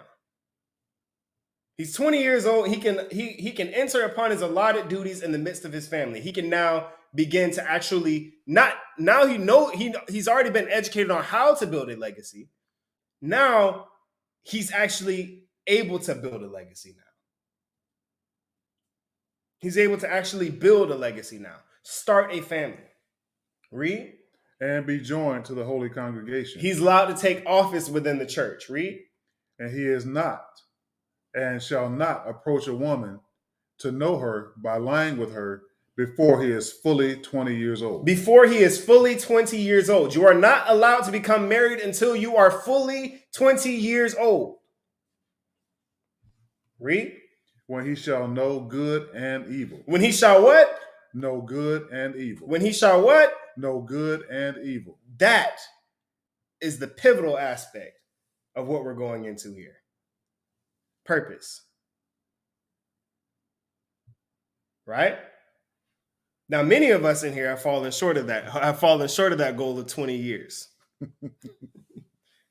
But remember, as everyone makes mistakes, there is retribution. There is repentance, right? But in this particular case, there's a level of good and evil that's known now. Discernment, understanding. Actually, we're going to get into that in a second. I don't want to get ahead of myself. Go ahead and read. Good and evil. Mm-hmm. And thereafter he shall be accepted when he calls to witness the judgments of the law. Mm-hmm. And shall be allowed to assist the hearings of the judgment. Hearing the judgments. He's not allowed to speak. So remember how before at 12, he was able to hear the conversations of the elders, but not the matters of the congregation.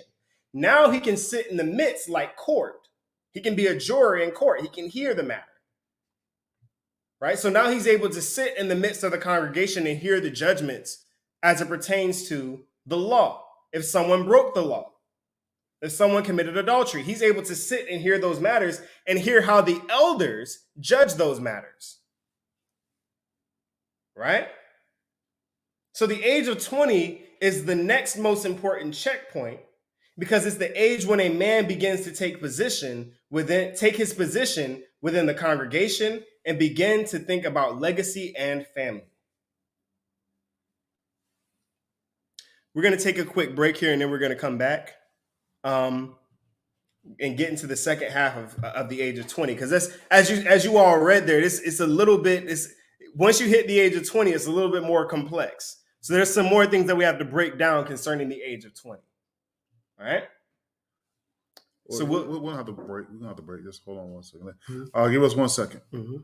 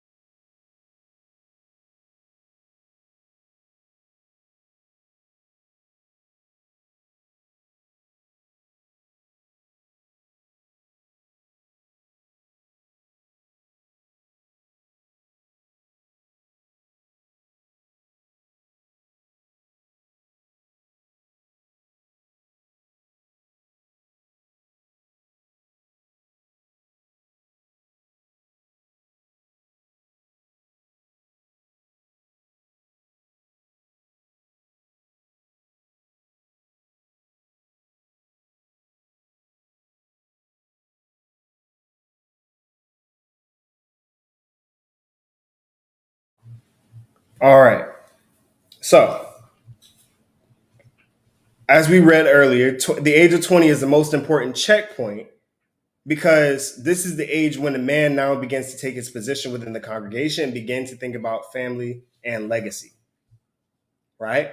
Now, notice how everything up until this point is beginning to culminate. Everything's building and starting to create. Everything's starting to come full circle.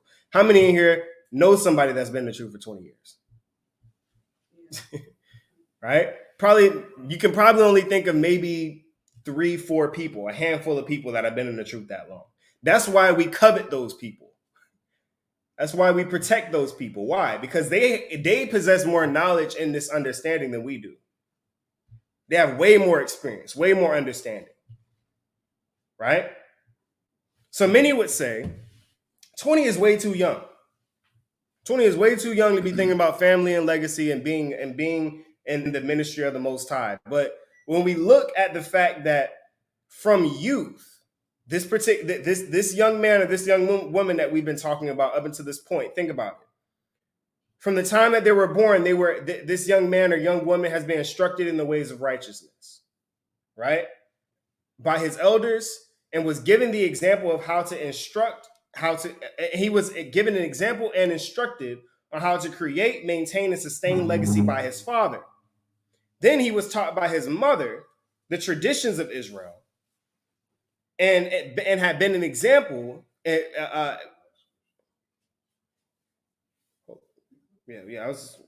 Okay. So he's now been instructed on how to create, maintain, and sustain legacy, right? Up until this point. So he's been in the truth 10 years at this point. And he's taught it by his mother the traditions of Israel. And she was an example and taught her son what a virtuous woman is. So now he knows what kind of woman to marry. That's what he was raised knowing. By seeing his mother, by seeing the way she behaves, by seeing the way that she acts, by the way that she deals with her husband. What a righteous or virtuous woman looks like. Right? And then he sat at the feet of his teachers and the elders and learned the scriptures, becoming as well versed.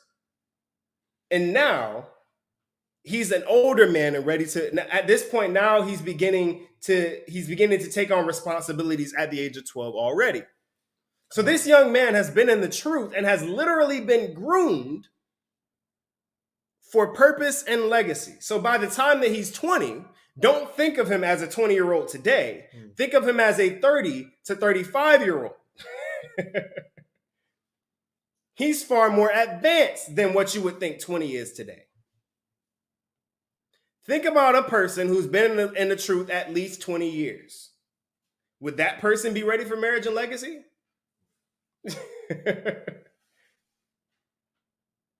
Right? So 20 as the way that you think about it now is different than the way it actually was back then. They were raised for this moment. They were raised for this point in time in life, for legacy.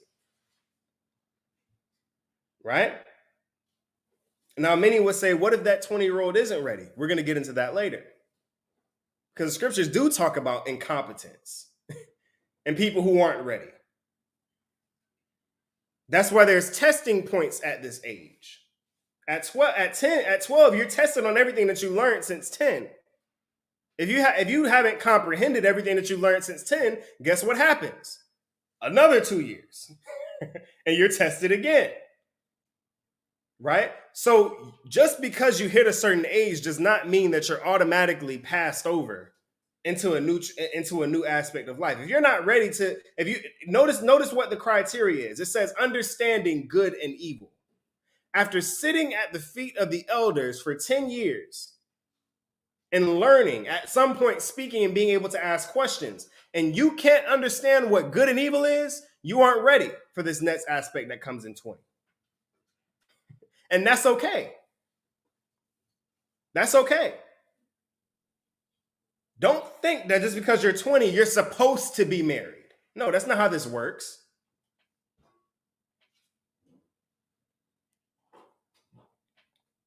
So this young man has been raised and groomed in the truth for all of this time.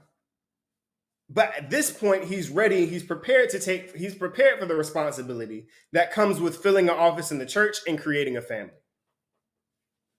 He has been sitting and practicing the Torah for 10 years up until this point. And now he can hear matters of the body in the congregation at this point, now that he's 20 years old. You see how much more responsibility piles on now that you're 20 years old at this point. But keep in mind, they were built and they're equipped for the responsibility that comes with 20 years old at this point.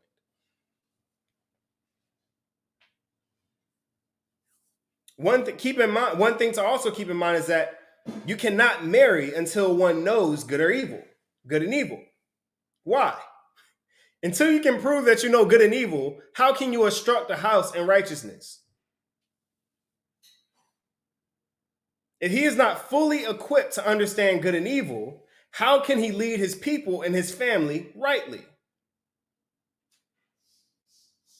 How can you take an office in the ministry where you don't fully understand good and evil? Can't. You, as the man, the head of your household, is supposed to teach your wife. Remember, the wife, she doesn't ask questions in the congregation. She asks her husband when they're out of the congregation. So if you, hold on, babe. I know you got a question. Let me call the elder about that question real quick. Listen, you should be able to deal with and judge righteously the matters of your household. That means understanding and discerning good and evil. The wife, because the wife doesn't have a legacy of her own, her legacy is attached to that of her husband. Instead, she assists her husband in creating, maintaining, and sustaining his legacy. She follows the lead of her husband. Therefore, he must be able to lead her and the children in the path of righteousness. You can't do that without understanding good and evil. Can't do it without understanding good and evil. Hebrews chapter 8, verse 12. Hebrews 8 and 12. Mm-hmm. For the time ye ought to be teachers, ye have need that one teach you again, which be the first principles of the oracles of God. Think about who Paul is talking to right now. At the age of 20, you're supposed to be a teacher. You're supposed to have an office within the church. Read. And are become such. Go ahead and read the second part of the verse 12 again. Ye have need that one teach you again, which be the first principles of the oracles of God. You're 20 years old. You're supposed to be a teacher. But you have need to learn things that you were supposed to learn from 1 to 3 years old. Why do you need to be taught what you should have known before you turned 10 years old? Don't worry. It says, ye have need that one teach you again, which be the first principles of the oracles of God. This is the basic aspect. Morality, tradition, how you're supposed to behave. Things that you're taught early on. It says, and are become such as have need of milk and not strong meat. See how that comes back up again? Remember, weaning ceremony happens at 3 years old. You have milk all the way up to that point. But after 3, now you're starting to partake in meat. Solid food. Right? So he's saying, hold up. Wait. You're supposed to be a teacher, but I have to teach you what we're teaching 3-year-olds. I have to teach you what we teach infants. It says, for everyone that useth milk is unskillful in the word of righteousness, for he is a babe. He's a baby. He is a child. By the time you turn 20, you should be able to at least maneuver around the precepts and the scriptures, even if you don't have the wisdom to apply them yet. You should at least be able to sit and have a conscious, righteous conversation with the elders. At least be able to sit in the presence of the elders and bring forth something that would add to the atmosphere that you're in with those elders. Where it's just like, okay, this joker he's 20 years old and he ain't saying nothing. And then when you are asked something, you're like, yeah, Christ. They're like, that's all you got, bro? You've been sitting in here since You've been sitting with us since you were 10 years old, and that's all you got? Go ahead and read verse 13 again. For everyone that hath used milk is unskillful in the word of righteousness, for he is a babe. Mm-hmm. But strong meat belongeth to them that are full of age, even those who by reason of use have their senses exercised to discern both good and evil. To discern what? Both good and evil. To discern what? To discern both good and evil. They have, but who by reason of use, what does that mean? By reason of use, by practicing, by doing, by keeping. So by practicing, by doing, by keeping the laws of the Most High, he now possesses the ability to exercise the discernment between good and evil. You should be able to do this, according to the scriptures, by the time that you're 20 years old. Right? You should be in some ways skillful in the word of the Most High by the time that you're 20 years old. So in order for you to be able to take office take office within the body, in order for you to be able to start legacy by being married, you have to be able to prove to the elders that you have the ability to discern good from evil. How can you lead your household otherwise? You can't. You can't. You can't lead your household when you only possess enough.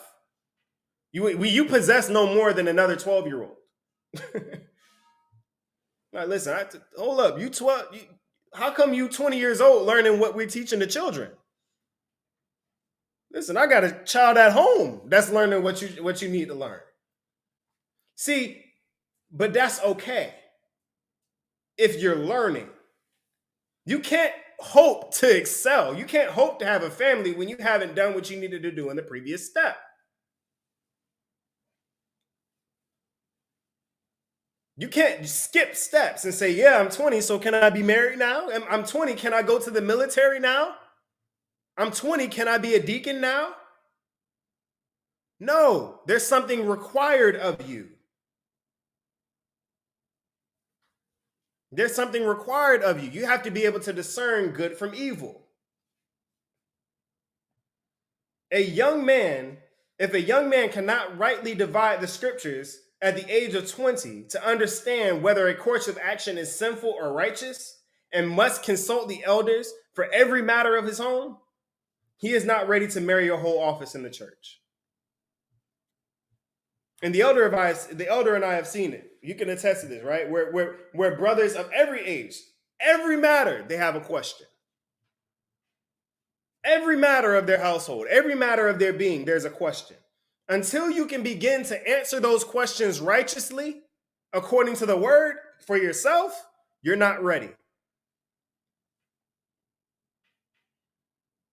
Until you can say, until you can be confident that when you come home from a gathering and your wife asks you, okay, the elder said such and such while he was teaching, what I didn't fully understand that. Can you break it back down to me?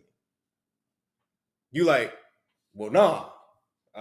Because you didn't understand what he said either.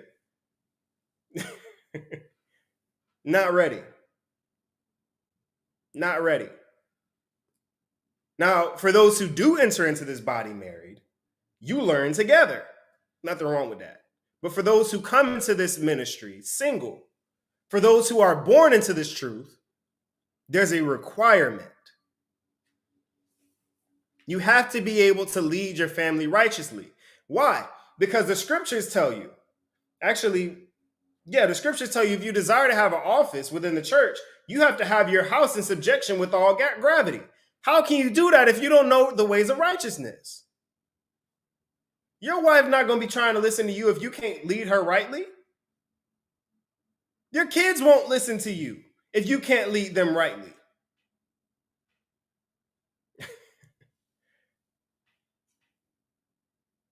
There's a certain level, this cannot be done without having a complete conscience and wisdom concerning the Most High. Having a general understanding, okay, based off of what I've learned up until this point, based off of what I've experienced, this is how we handle the situation according to the Most High and be righteous. You may be wrong. But if you're wrong, accept correction. No man is perfect. No man makes every right situation in their household. That's why you have a help meet. If you miss something, your help meet is there to say, hey, that wasn't all together. You got to fix that. That's what a help meet is for. Don't always have everything right. You don't always have everything down pat. But remember, there's a respect factor there. Sisters, that man is your covering. You can't speak to him and talk to him any kind of way. Remember, the scriptures say that if an elder have a fault, if a man have a fault, correct him in meekness and in love. Why? Because this man is doing his duty as a man as far as taking care of his household, providing wisdom to his household, leading his household the best way he knows how. You can't emasculate that. You can't tear that down. You can't usurp that. You can't jump that.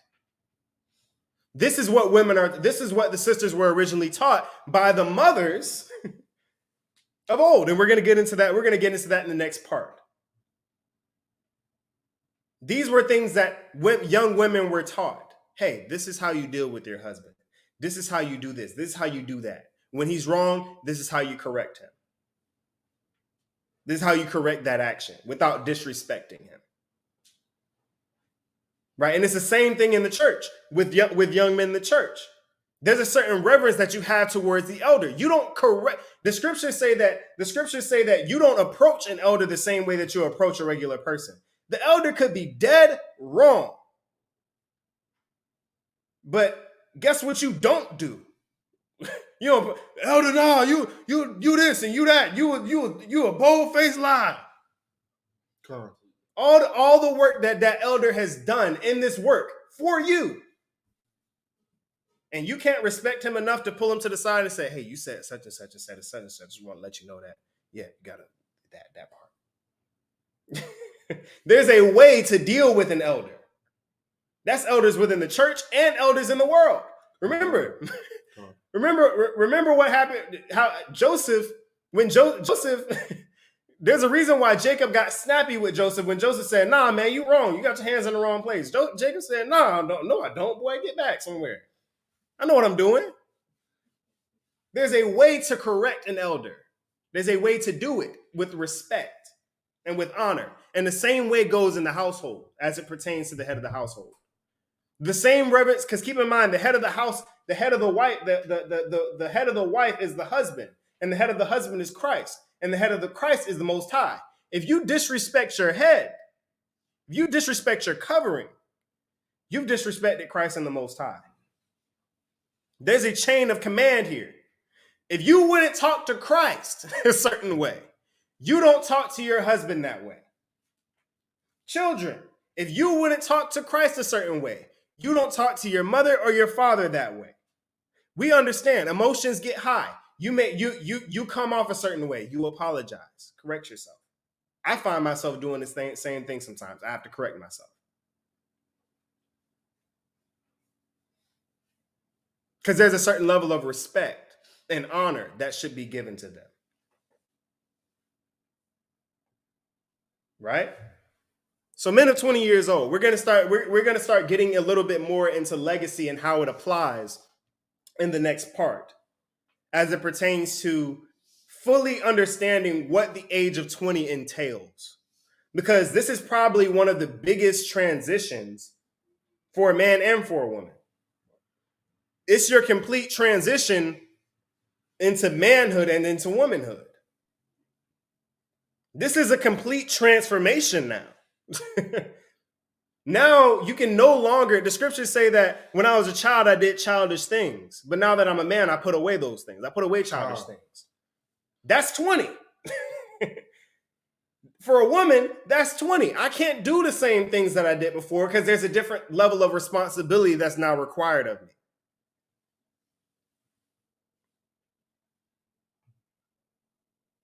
"20 years old is a big age. It's a big turn. It's a big turn of the page. there's a whole another level of understanding to this thing that y'all don't even understand. Imagine, like I said, once again, imagine a person who's been in this truth for 20 years, from the time that they were born for 20 years. How powerful that child would be.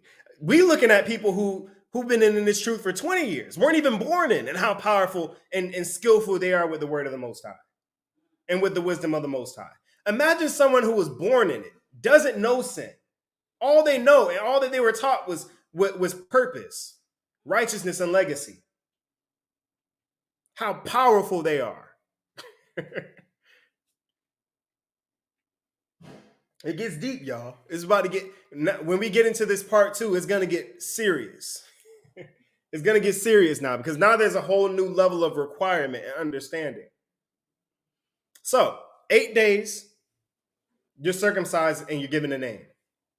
At 3 years, you're given a weaning ceremony. You've transitioned from the milk to meat, more complex ideas, more complex understandings. 10, you go to learn at the feet of the elders. You begin to sit in the synagogue and actually learn and soak in the word and gain understanding and actually look through the law. Now 12, you're now accountable for those laws. You can now sit in the conversations of the elders and hear the conversations of the elders and speak. Right? And you're also being taught how to behave and how to do certain things within the body as well. Back then, at the age of 12 in the synagogues, you were watching sacrifices and ceremonies to learn, right? And then now that you're 20 years old, now all of those things that you learned are now coming into practice in the form of marriage, in the form of military, and in the form of actually taking an office within the body. That applies to women too. There are positions in the church for women. The elder women, the deaconess, and the deaconess within the body. There's positions for the women as well, as it pertains to the women. Right? We're going to start getting into, in this next part, as far as the age of 20 goes, we're going to start getting into men being allowed to be in the military. And also the understanding of, number one, for the sisters, what a virtuous woman looks like at the age of 20. And number two, men, how you deal with a virtuous woman. Because that's huge. How you treat that virtuous woman, how you identify that virtuous woman first, and how you treat that virtuous woman once you have now completed the marriage process and you've now become a husband to this woman. How you treat that righteous woman, that virtuous woman. Women, you will learn how you should be treated as a virtuous woman. And if you're treated any other way, being a virtuous woman, that's a problem. That's a big thing, people. Women, you need to be able to understand what a righteous man is. And righteous men need to be able to understand what a righteous woman is, what a virtuous woman is. Why? Because the scripture says the portion of a good man is a righteous woman.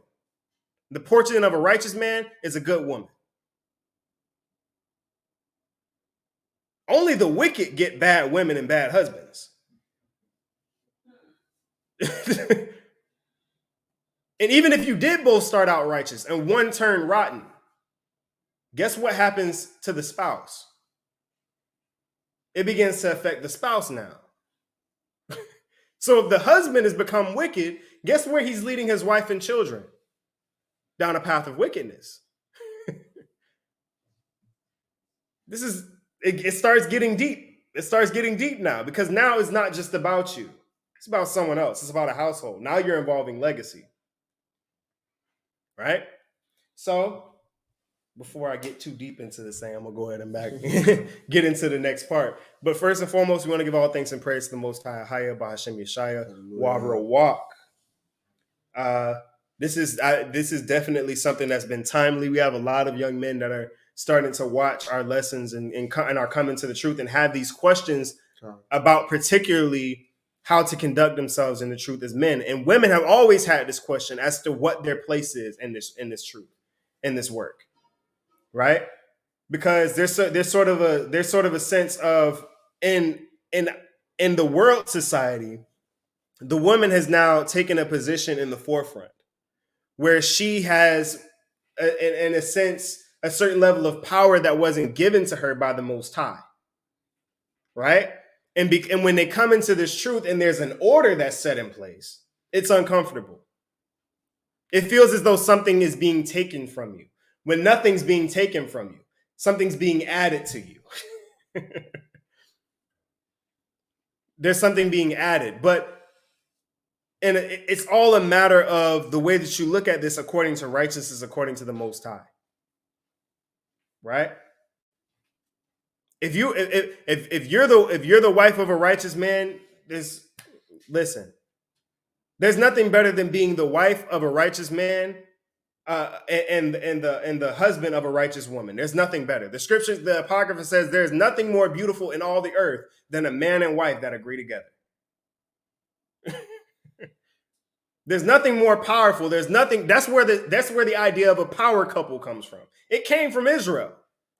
That's what we were doing, right? So, this particular we're going to be going into this in the next part so that we get the understanding and all the misconceptions are sort of brushed to the wayside. So all praise to the Most High. Hallelujah. Do we have any questions, comments in the chat or in the room? Comments? Solid lesson. Very solid lesson. All praise to the Most High. All right. So if we have nothing else, I want to remind you all, we do have our website here. So make sure that you get at the website right here at the bottom. HouseOfJudahFellowship.org. Make sure you go check that out. We have all of our videos on there. Eventually, we'll be streaming from there as well. So make sure that you go there and get registered and everything like that. Also, if you have inquiries about being baptized or anything like that, go to the website and we'll get you in contact with the elder concerning being baptized.